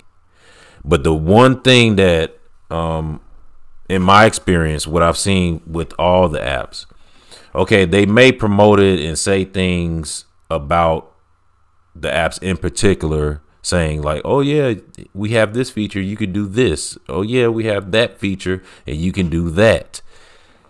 Oh, you can monetize your content by posting content on here, and here's the ways that it's monetized. But then you get someone like myself, and this is not like a self brag, but I'm just kind of tooting my own horn, is that you get someone like myself who's very adamant about pathways, like the connectivity between the components, the different sections of this app, and how it can be utilized, and how you can efficiently optimize the monetization model of this app, right? And then you're going to get some other people on here, if they're not already on here, but eventually there are going to be people on here who are very creative in how to put things together, to be able to boost the monetization, as far as the optimization side of it. So I'll give you a prime example. Now I'm about to drop something on y'all, and I don't know who's thought about this and if anybody's thought about this, but I've actually been thinking of ways to optimize the monetization side of this, right? Because like I said, this is my expertise. I was thinking, I said, you know what? I haven't seen anybody or heard anybody say this yet, but I'm pretty sure if no one has said it, because I don't know if they have or haven't, because I haven't seen everything, I haven't been in every room, I haven't talked to everyone. But I'm just thinking, well, I know that when I've been on Facebook, what people have done in very creative ways. I've been on TikTok and seen how people use TikTok creatively. I've seen how people use Instagram creatively. And Snapchat, not so much, you know, because I don't really spend time on Snapchat. But of course, there's people who know how to utilize Snapchat. And then I've been on other platforms that aren't around anymore and seeing how people are really creative. And then, of course, YouTube, right? And it got me to thinking. I said, you know what, man, this app is so powerful in the fact that you can make And like Auntie said, per month, you can literally determine how much you want to make per month, right? Passively. Now I'm going to emphasize this, passively. Okay. You put the work in up front, and then your content over time will end up taking care of you per month, right? Now think about this. You have the love side, right? Where people can spend one heart. One heart, I believe, equals a penny, right? So think about that. You can get people literally to pay you pennies on the dollar. And we all know that pennies add up, right?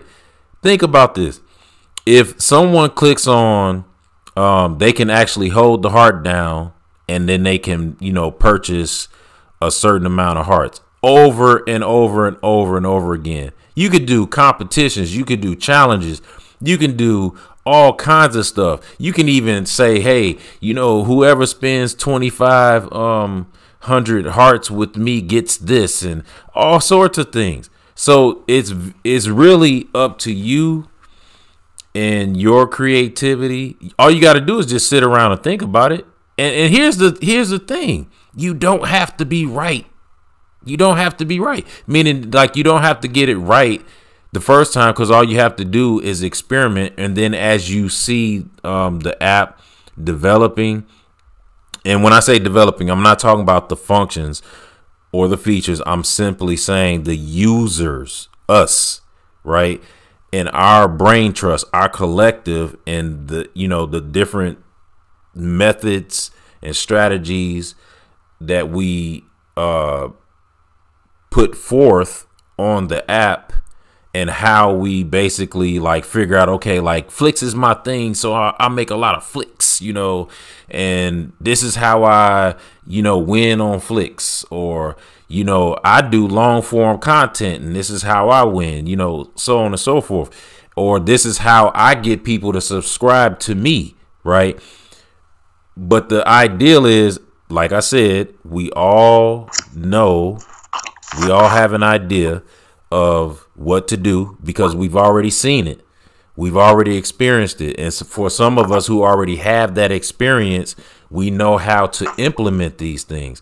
So I think on the monetization side, it's just a matter of us putting forth the effort and figuring out ways to do it, which will actually help the developer, the monetization. Because I also want to say this, and then I'm gonna be done with that part of it, is that if you look at how YouTube implemented their subscription side of it, right, and the donations, and the how they added the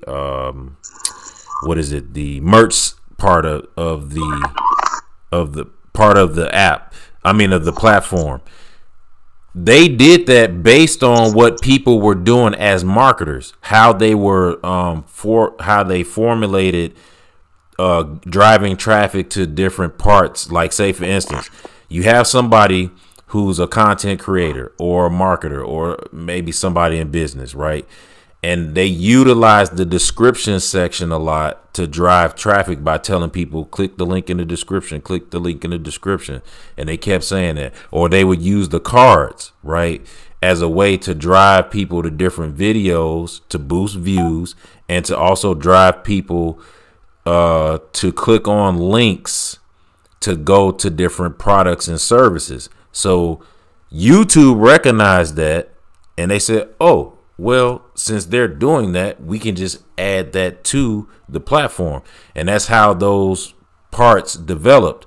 Now, the beautiful thing about Fanbase, it already has it built in it already, because you have the link in the bio, which right now any of us can click on anybody's profile and check each other out. And then you also have the love side and the subscription side, and then I'm pretty sure they're going to add other stuff to it in the future at some point in time as well. Club, you took. Oh, Onyx, you're here. Onyx, can you hear us? You made two. One of them has just. I don't know, something going on with your joint, bro. You might Can want I add to what you piggyback off of what you're saying that could help us? Oh yeah, aunties, yes, please go ahead. Wait, aunties, hold on for just a moment. Help is when so some apps, monetization apps, you have to get to a certain level before you even start monetizing. So one of the things here was that we monetize right off rip, right? So there's other platforms where you monetize right off rip, but those platforms, the conditioning of the people on there is monetization. Okay, business. Like that's the whole app's like those apps mindset, which conditioned me. That's how I'm conditioned to buy, you know what I'm saying, to load and buy hearts on Fanbase and pass them out every room I go in. I pass them out. Speaking or not speaking or whatever, I'm going to give you several, right? And I'll keep loading my money on here, buying them, and keep giving them out. Because those monetization apps conditioned me about monetization on an app. And you could literally, before you even get to content, before you even get to strategizing and creating a show, content, selling, whatever you're doing, you could just get on there and just talk like we are now and just talk about nothing or something and finish that day off with a lot more income than you do here. And they have it where the app itself is paying you. Those apps itself will pay you just because you come on and create a profile. You can get paid, and then from there they have a whole which I'm gonna try to screenshot this live right here to make the people that's in here to show what I'm talking about. But they have like a pay chart where this is how much you can, and then from there on the other side, then you have the gifting, passing out loves. And then you can also monetize by, okay, now all the people that's watching you and talking to you and conversing with you through your live, they can pass you loves. I'm just using loves because we on this app. They can give you loves, and you can monetize that way as well. So without doing anything, without thinking in your head like, okay, I gotta create this. Okay, now what's gonna make me get it? But that monetization conditioning has trained me to a certain extent about monetizing on social media. No, don't just chill there. No, social media, people want to monetize. So even when I go to that, it conditioned me that way. So now when I go to the popular ones like Facebook, YouTube, all of those, I look at those different now. Now because I'm conditioned on monetization on social media, I now look at them and like, oh, okay, well, Instagram say, let me buy this something that the broadcasters be asking you. Well, can you buy this patch or something? Ask you, okay, sure. Like, yeah, I'm conditioned to do that. Like, yeah, I'm trying to help you. I follow you. I listen to you. I come to the stuff that you be discussing and advertising and coming to social media about. Let me heart you up, or let me give you something to help you monetize, because I want to help the person that I'm going there, so when I come to y'all YouTubes and when I get y'all YouTube numbers, if you got a subscription, you got something, I'm so conditioned to help who I'm not just a follower no more. Like, I'm helping, what I'm saying? I'm part of them monetizing what their content and what they're doing. It's a conditioning, and that's something that we could promote here more than just becoming a family and we need people to hook up with, because it's not, I did a what do we call them things here, the little fire thing, a camp. I did a camp here for us to start meeting in real life too, and somebody communicated and was like, oh nah, I ain't meet nobody, I ain't traveling with nobody in real life, I ain't going to see nobody because that's dangerous, boo boo. That, you know what I'm saying? That's out there. It was relevant. It was true statements that he made and all that kind of stuff. But you know what I'm saying? If we loving on each other, we feeling each other like we feeling each other in this room, like the love is being passed around and expressed in this room. Hopefully, we want to do more than just be talking through a phone. Hopefully, eventually, we want to make actual network, real life network, connections and business and all of that. And those things are happening on other platforms. It's gonna happen here. We're just not there yet. And I land my plane there. Can I say something? Yeah, Abby, go ahead. I'm sorry. I meant to give it back to you. I thought I did when You're cool. You're okay. Fine. What she just said, a lot of us are already familiar with those. Like I do think that there's a there's a gap between the people that are monetized and used to seeing different contracts and the ones that this is new. Like this is the first time being monetized. And I remember being for the first time. Sorry, y'all. My alarm's going off. Being excited that somebody was willing to pay me, but once you experience those other platforms, you look at money differently, but what they're providing and what we have here are two different things. We don't have any kind of affiliate program. The app itself is not paying us. We are paying each other. So instead of having those type of social media apps where we come together, we throw money, you reach this goal, you get this base pay or whatever, we don't have that here. It is more like, I think Zell said, more like a Patreon, more like a donation OnlyFans type of environment. So it's just, if the platform did create some kind of what does Instagram call it, creator budget, creator fund or whatever like that, then it would be different. People would be trying to set goals and help each other out, but we don't have that here. I think the point that the main message out of what I was expressing is just us conditioning ourselves that even when it's just us without the app, us condition ourselves for monetization with our prescriptions and with our loves. When a majority or maybe 80% of fan base has that monetization mindset, we gonna be booming and really supporting each other. Yeah, we want that. I want that for the app, but 2 years buying loves, like it does get draining. You're like, can we get some kind of system going or what? You know what I mean? And so a lot of the people that used to give out loves like that, they have dialed back for their own personal reasons. But we used to give out a lot of loves for no reason, like you were saying, just because you came in the room type of thing. Well, I think if we kind of, like I teach my kids this all the time, like if you give it a bird's eye view and pay attention to the dynamics of the actual app compared to all the other apps you mentioned, this app has a subscription for your specific fan base. I think sometimes when we get on this app, we forget that the app is called Fanbase. And that fan base is an Isaac fan base, or the people he brings to the app from the advertisement that he creates is your fan base, the fan base you bring. Like, who are you bringing?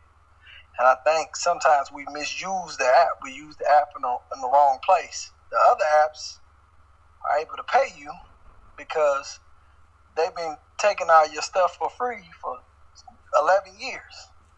People are already over there. There ain't really nothing else they need you to do besides keep them there, right? And entertain them. When an app like this is for you to bring your following here. So you can monetize from your ability, from your expertise. That's why you have audio room. That's why you have subscriptions. So the loves are more so generosity. It's tips. It's like, hey, I like your pitch. You look good, huh? Here go 2 cents. But the subscriptions and the audio rooms should be used not to gather and chat and get to know each other.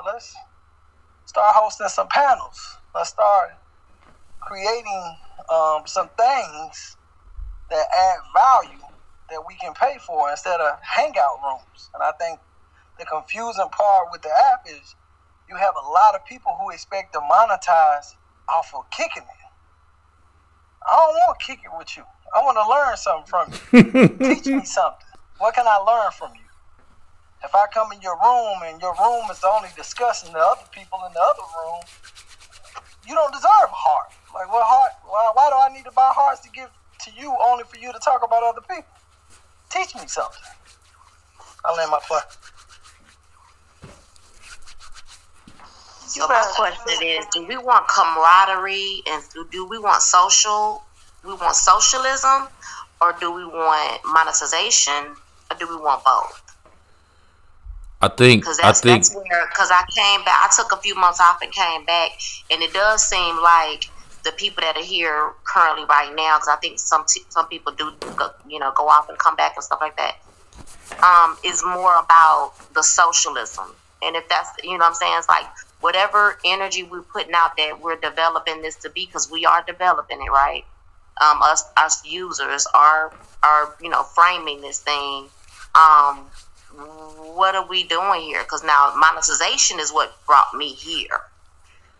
The socialism is the plus for me. Okay, so let's I want to actually piggyback off of what Nico said. I had to go use the restroom, so I kind of missed what Abby said. But Nico, you had talked about the tips, the hearts, right? So I'm going to say something about that, and then also Aunties about what you said. Look, let's look at it like this. I have been recording. This room has been on for exactly 3 hours and let's call it 15 minutes. 3 hours and 15 minutes, right? Because it took me a few minutes to get the title and stuff together. So about 3 hours and 15 minutes this room has been open, and everybody who's come in here and have commented while during this recording has dropped jewels. All of us, right? We've all shared our perspectives of what we think of the app, the reasons why we think of the app. And some of us have said some of the same things in different ways, but most of us have actually presented a very different perspective from each person, right? And so as far as the monetization side of it, it's whatever you make it. There is no rule to this. Let's really recognize that. Regardless of what Isaac says or the team, there's really no rule to it, because we all have been on multiple social media platforms. We've been on Facebook, we've been on TikTok, Instagram, Snapchat, and any other ones, right, that have come and gone, even with MySpace. And we all had, and YouTube, okay, we all have experiences from each of those platforms. On each of those platforms, some of us have made money. Some of us have had a hard time with being recognized and all that stuff, right?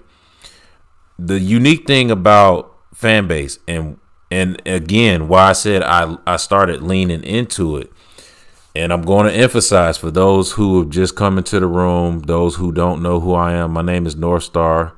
I, as a business, do online marketing, and particularly something called digital marketing technology, which has everything to do with online marketing. What you got to realize is that I'm thinking from a marketing standpoint, right? So when I came on Fanbase, I was just looking at it as a user, but then I started looking at it as a marketer from a business perspective.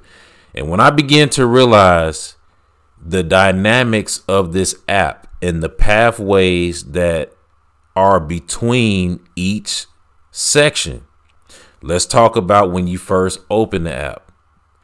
like Instagram, right? People can just scroll casually and see your post. They can scroll past it, they can like it, or they can, drop a love, right?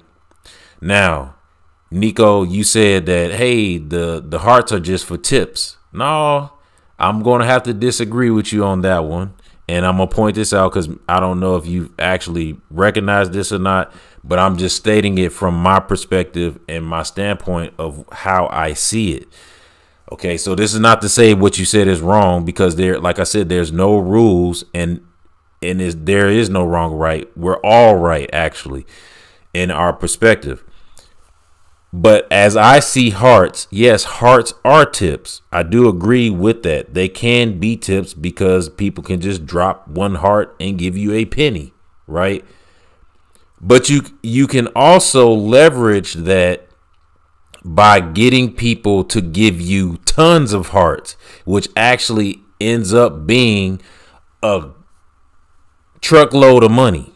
Okay, so it's really dependent upon how you, as the user and the creative, directs people in calls to action.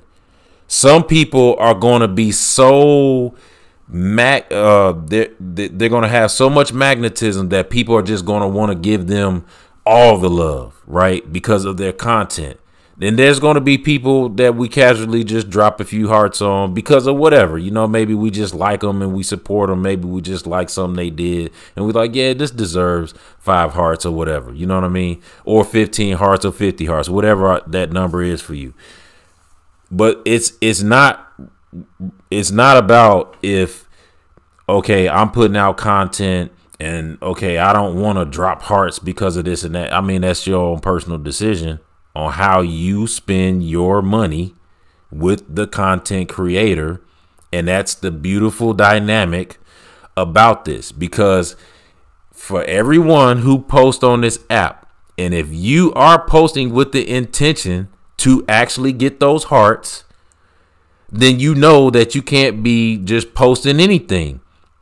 Because when your content's not getting nothing, you're going to be like, damn, I got to step my game up. So that means you're going to have to create better content, which in the long term makes this a better quality app, because it's forcing people to get better at what they're doing if their intent is to make money from the app, which I believe most people are here to do. But for those who aren't, who just, want the entertainment, want the connectivity and things like that, we're here to entertain those people and give them what they want. For those of us who's producing the content, whether it's on the entertainment side, whether it's, some sort of education, whether it's business, whatever that is for us, that is going to be our particular directive.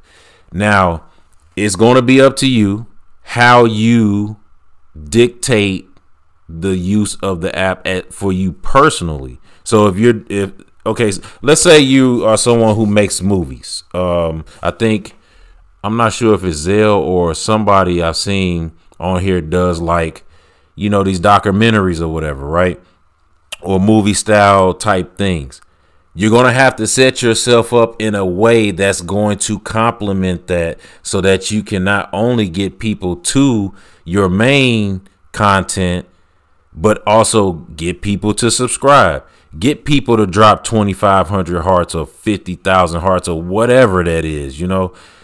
That's going to really be up to you and how you set that up. So if you go in a room, there's going to be people on here who just want to kick it and make money just by simply doing one thing, hanging out. Look, I'm gonna tell you, I got 2 profiles on this app, the $7 Entrepreneur app, the one I'm speaking from right now, and then I also have How to Fanbase page. On my How to Fanbase page, all I did was go in an audio room. I just set up the page the first day, I believe, and got 17 cents off of just talking. Because I dropped some value in one of the rooms and people was like, oh, okay, I like that. Boom. 17 cents. I know that's not nothing, but to me, I'm like, wow, that it was that easy, and I wasn't even intending on doing it. I just spoke. So I just want you to realize that what this app actually represents for us as promoters, because we're all promoting something. Okay, I'm not talking about the marketing side of it. I'm just saying as promoters, no matter what our content is inherently, it's going to appeal to someone, it's going to service someone, and it's going to like give people value that they couldn't find somewhere else. So I think that overall, what it's going to do for us as a collective, and when I say collective, that means all of us as users, all of us in this room, all of us who are like, you know, dropping these jewels on each other and sharing this information, is going to enable us to curate a model on how this works, because this is the first of its kind.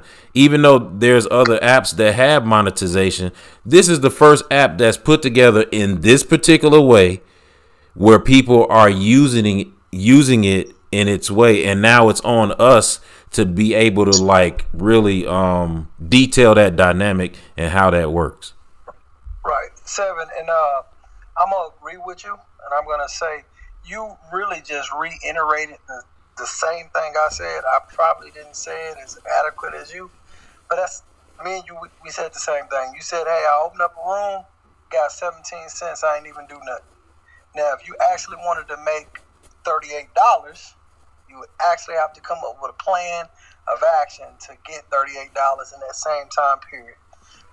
Only thing I was speaking to is the two different ways people utilize this app. The people who get the 17 cents just by opening a room and kicking it, to me, those are just tips. Because all you're doing is open up a room and entertain it. Here's a tip. Here's 1 penny. Here's 2 pennies for just being funny, just for being here.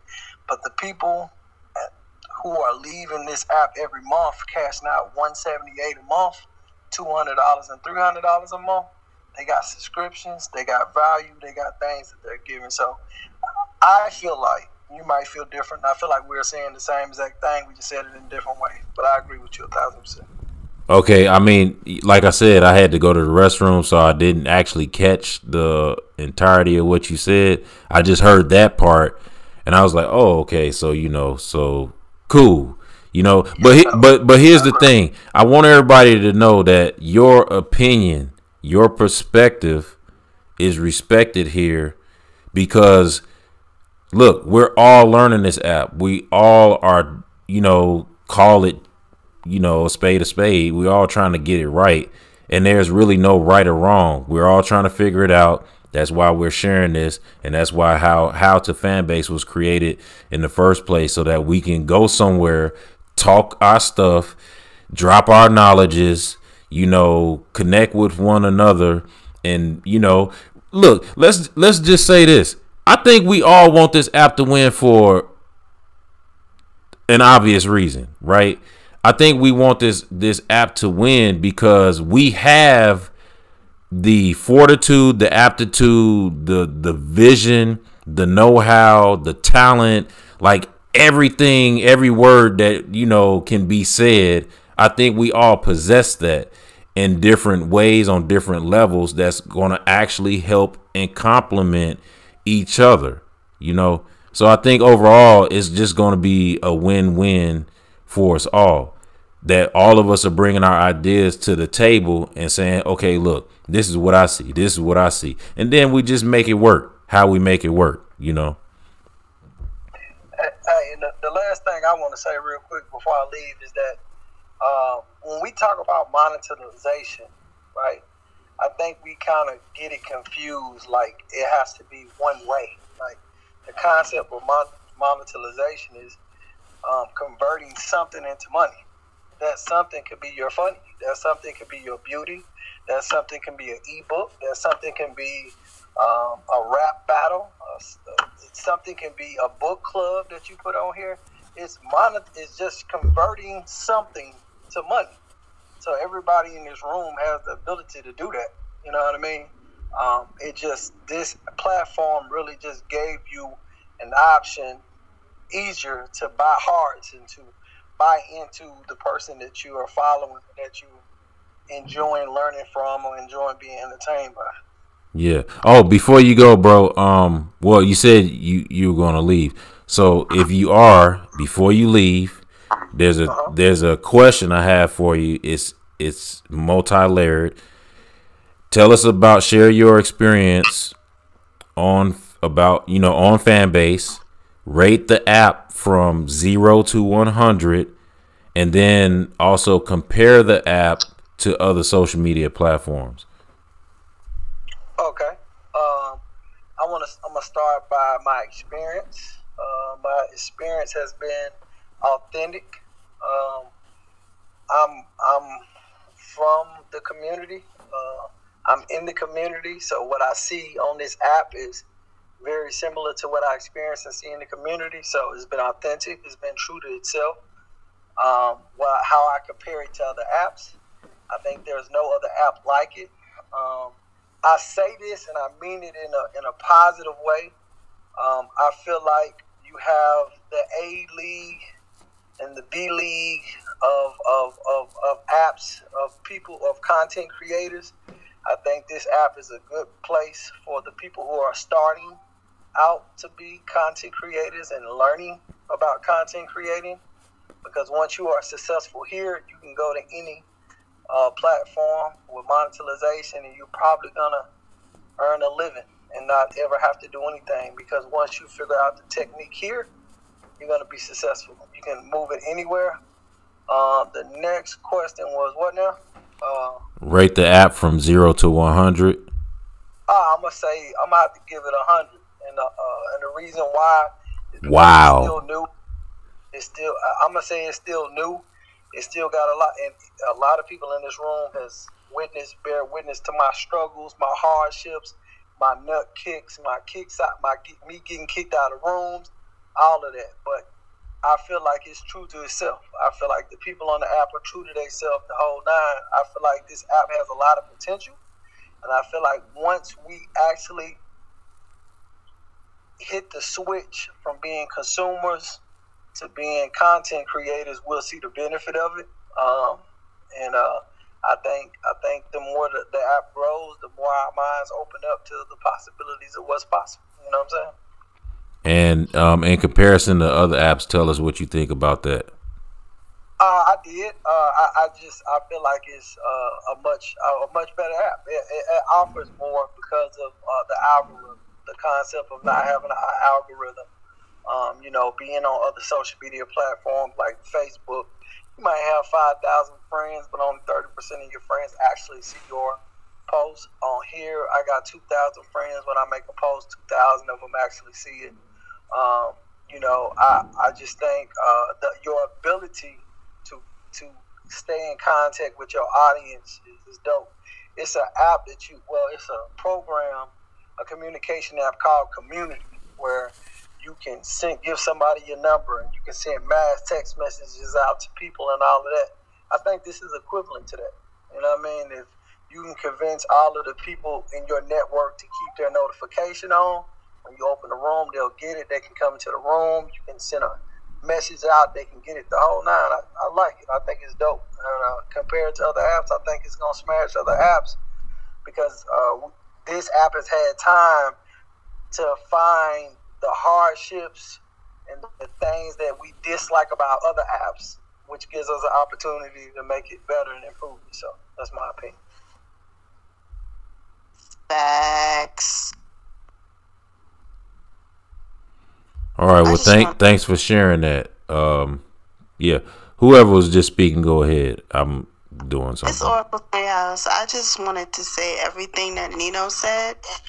I'm totally with everything that you dropped. 7 was totally on point. My biggest thing I love about this app is that it's combating the whole suppression that the other apps have. I believe that's what's going to drive people over here. I don't know if y'all heard about what happened with Sweeney and her record sales and how her having like all these millions of followers and she only got like $2,000 out of that whole situation. Like, that's just crazy.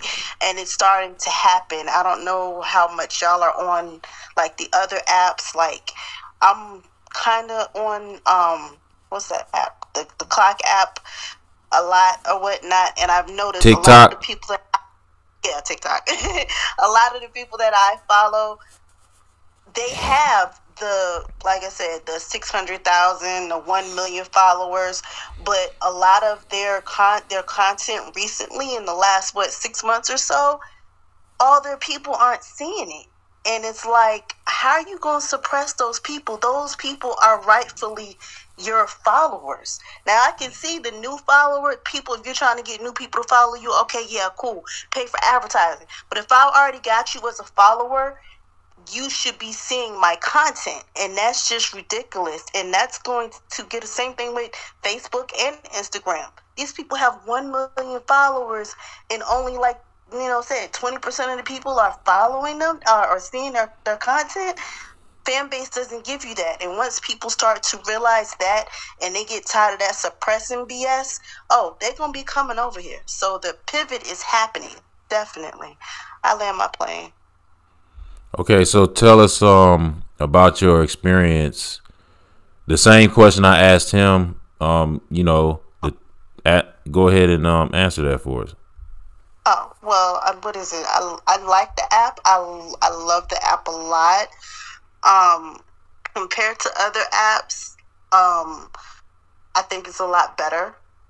The rating, I would definitely give it a 100 because, like I said, we're in the infancy stage. We don't know what this app is going to do 10 years down the line, 5 years down the line. So I definitely give it a 100. I look forward to seeing it 10 years down the line because, like the other apps, Instagram was not Instagram 10 years ago, 20 years ago. Same thing with Facebook. I remember when Facebook didn't even have a live function. That's how long I've been up there. I'm showing my age. But yeah, I remember when. And same thing with Instagram. I remember when Instagram didn't even have lives. You just posted pictures on Instagram. I remember that. They weren't doing much of anything. So it takes time to grow all that stuff out. What was the other questions? Rate the app from 0 to 100. And also, what do you think of Fanbase in comparison to the other apps? I think you just said that, though, on that part. I think so. Yeah. Yeah. But yeah, that's how I feel about this app. I love this app. I'm looking forward to it growing.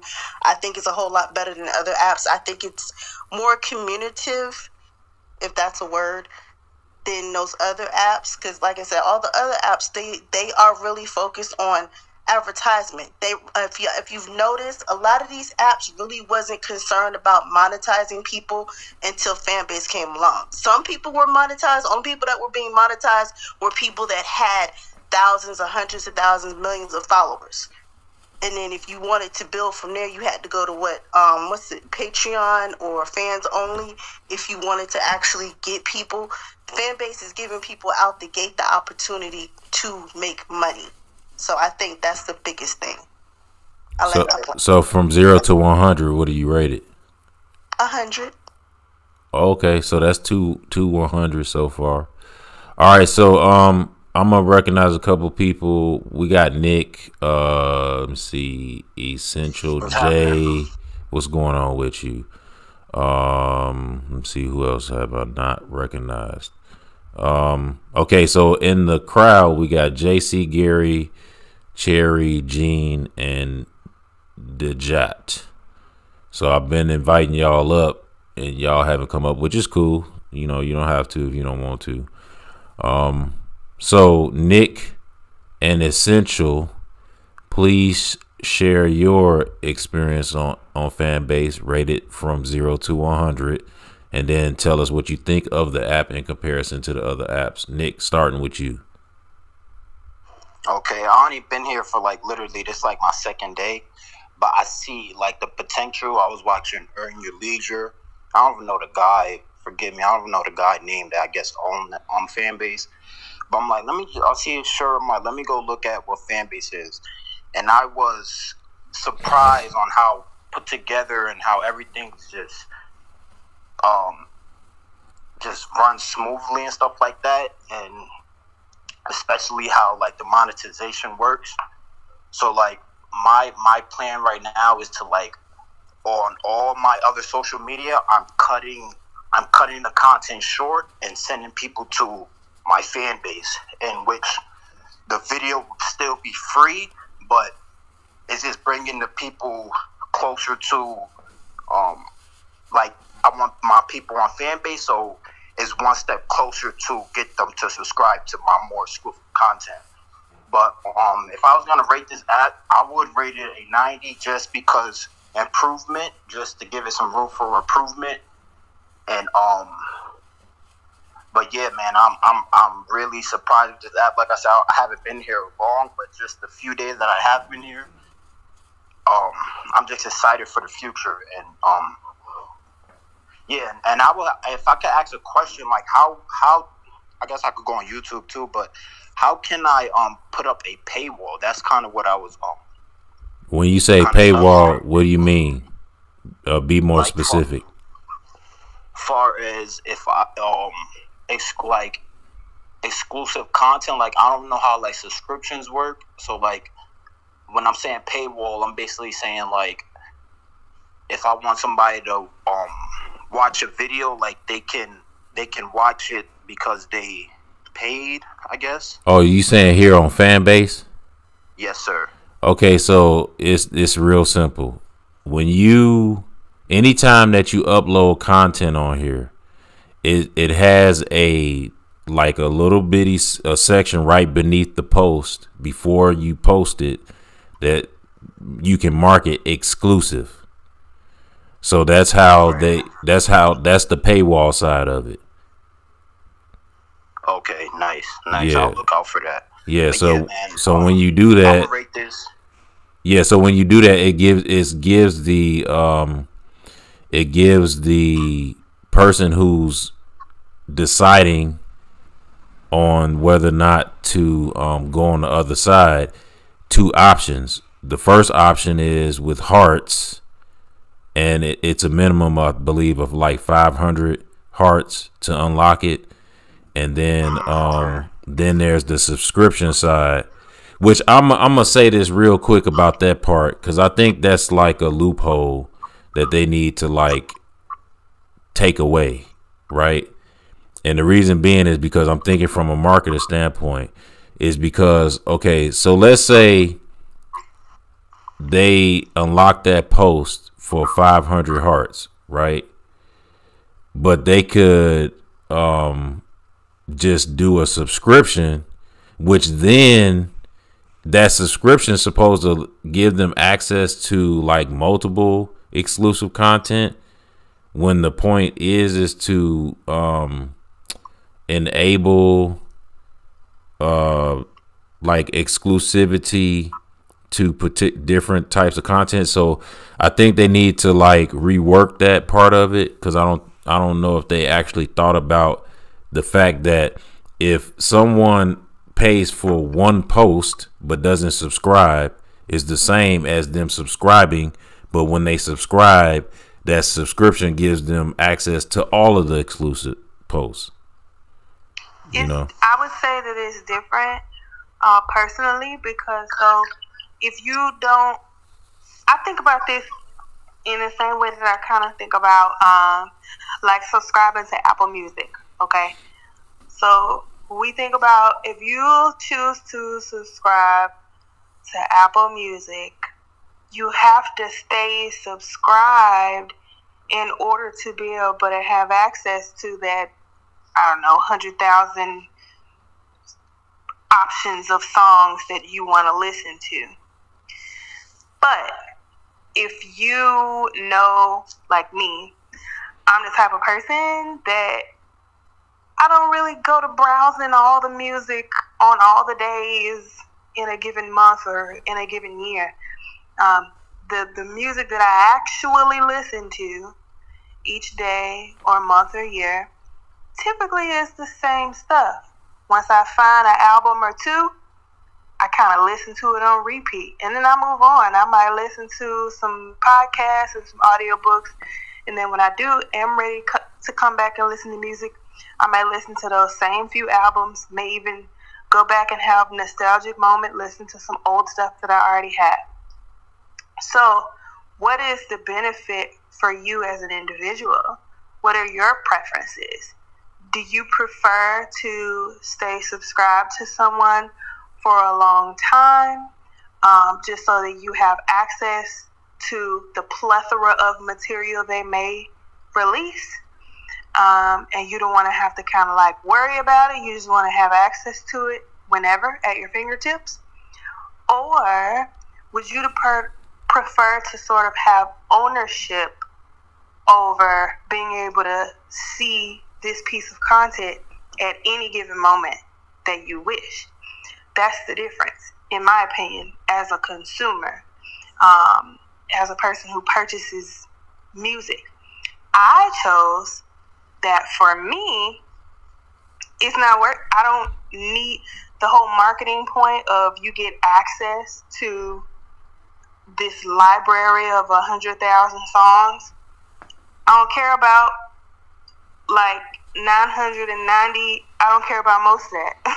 Most of that, those songs, most of that music, I don't really care about it. I just want to listen to this one album, period. This one album or this two albums. So, do I want to pay Apple? How much do they charge nowadays? Let's just say $10. If they're charging $10 for the membership for 1 month, do I want to pay Apple $120 a year just so I can listen to 2 albums? Or would it behoove me to pay for those 2 albums that might be $10 each, that might be $15? So I could choose to pay $30 max for those 2 albums that I'm going to listen to anyway, or $120 to Apple. But I don't think that many people think of it that way. I'm also a bit of a minimalist in that regard in my life. And I want to keep an eye on my finances, and I care where I'm putting my money. So for me, in regards to Fanbase, it is an active decision. Do I want to support this person? Am I trying to show this person my love for them and for the work that they do? Maybe it's because they're placing down paywall content, or maybe it's because I just want to continue to show them love over and over and over again without having to literally tap the love button, right? You can subscribe for a plethora of reasons. There's an echo. Essential J, hold on to me. Oh, sorry. It's all good. So yeah, I can choose to subscribe to them for that reason. But going back into what you were just saying about the subscriptions for exclusive content, that is how I see the correlation of that. Yes, when you subscribe to someone, you will be able to have access to anything that they make exclusive for those 30 days. Their stories, their posts, their Fanbase Plus, any of those things that they put behind the paywall, you will have access to those things. Now, if you choose to move your subscription to somebody else, you will no longer be able to see person A stuff that they put behind the paywall, and you will never be able to see it again. However, if you choose to unlock a single post for 100 heart, for 100 loves, you will be able to see that post forever because you unlocked that single post. You paid for access to see that post. Whether you subscribe to them, not subscribe to them, whether your bank card, you know what I'm saying, how they mail you out a different bank card in the future or whatever. And so at some point, if you're one of those people who would like forget to like update all the things, and now you no longer have access to them, but you don't figure it out until however, whenever that you go back and you finally look at their profile, and you thought you were supporting them all this time, and you find out that you wasn't, and that your bank card didn't go through, and all of this jazz. Well, now here's all this stuff, but you would be able to see that one post that you did unlock. Hopefully that makes sense to everybody, but I personally believe that it's just a choice, it's a personal preference, and people who are consumers of the content, they can choose how they want to either show support to an individual or literally pay to have some level of information, right? I think that those are some of the different ways that people can use the subscription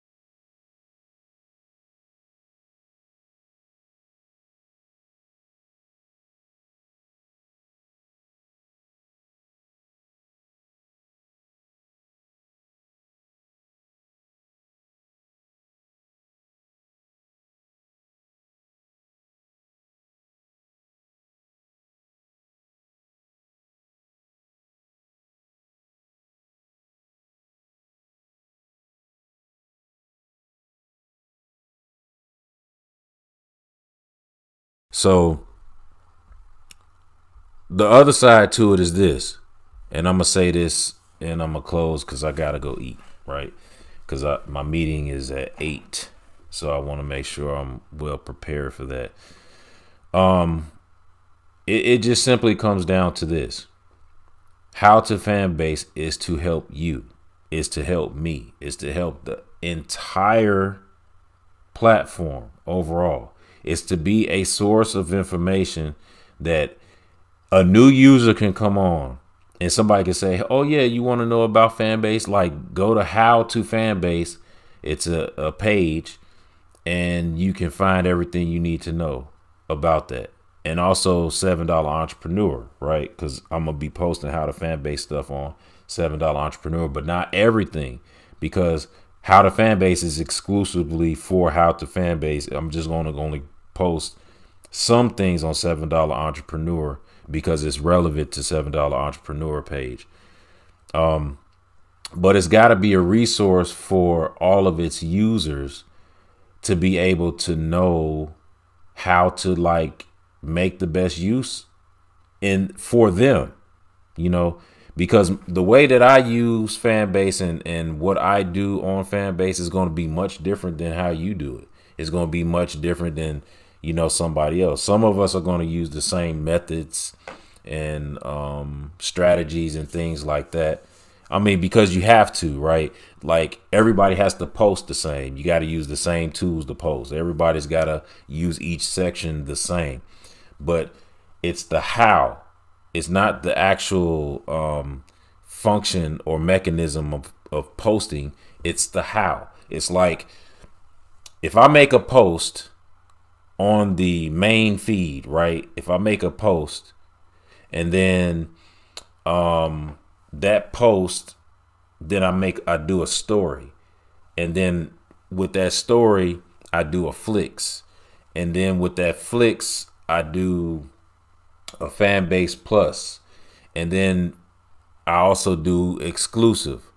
I gotta be able to match all of these things up that will enable attention, right? That will grab the attention, then drive people to go to my page to look at the different sections and what is attractive to them. Then also, like, maybe click the link in my bio, which ends up getting them to go to my link page. They download my ebook, download the free album, download or go to the crypto page, or go to the other sources of entertainment and things that, you know, where people can follow me and subscribe to me and also pay me, right? Because like somebody wants me to do a marketing campaign for them because they like what they seen and how I put stuff together, and they like, look, man, okay, I don't have the capacity to do it in the way that you do it, but I like what you do. Would you please put something together for me? Or they want consultation from me. Whatever that may be, that's the whole idea and the purpose of what the content is curated for me, right? Like, I'm driving them to something specific, and then I have all of these other things that I put together that gives them reason to want to do business with me, that gives them reason to want to drop these hearts on the post, that gives them reasons to want to subscribe, that gives them reasons to say, hey, you know what? I like what they do. I'm going to drop all the hearts I can on all their content. Like, because you got people like that will do that, right? They might want to just hear you speak, and that's all they do, is just like to go to the audio rooms. But whatever part of that is for them, you have to put what you're doing together in a way that's going to complement each part of what you put out, in the way that you put it out, in the way that you're trying to get people to navigate through your world. That's part of the reason why I scroll you know, why I was like featuring all these different profiles and stuff. So as a matter of fact, let me go to the $7 entrepreneur profile. Let's do that real quick, right? So we're right here at the $7 entrepreneur profile. And this is the reason why I was scrolling through people's profiles, right? To see what they got going on, you know, because all the profiles are public, so anybody can see it, right? And then, you know, everybody gets an idea of like, oh, okay, like, you know, that's what they got going on. I see that. Yeah, okay, cool. I think I want to check some of that stuff out. I think I might want to subscribe to. I think I want to, you know, be a part of what they got going on. I think I can get value from them, and I think that they can help me with that, whatever it is that I need help with, right? So that's the whole idea. That's the whole premise. That is the driving factor of how to Fanbase, is to help you be a better you with what you do, to help the app be a better app overall.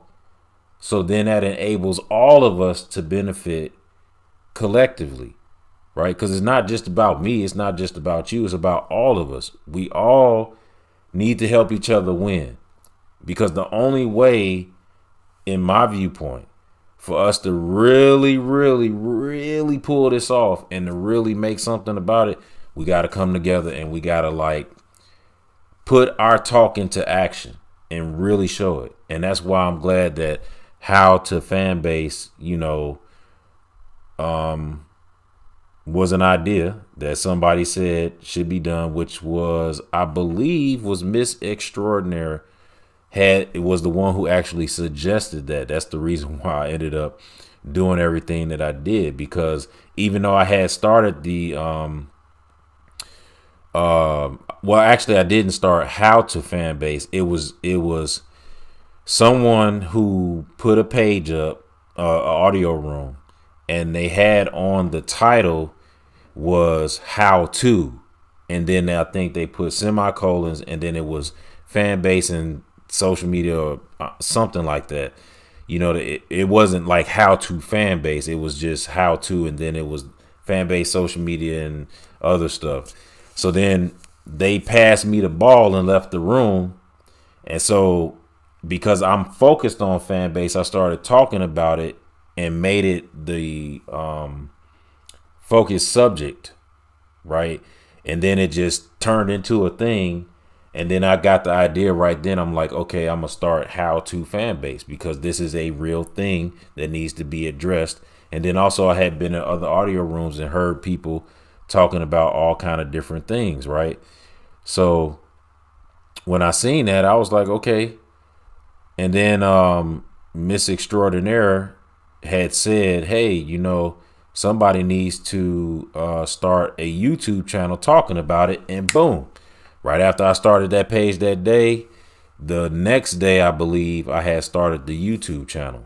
So boom, now we have it, and it's a thing. So, and it's a good thing that this is my lane. This is my expertise. This is what, you know, I have an enormous amount of knowledge and experience in. So, all right. That concludes what I had to say. See you later. Thanks for watching. Yeah.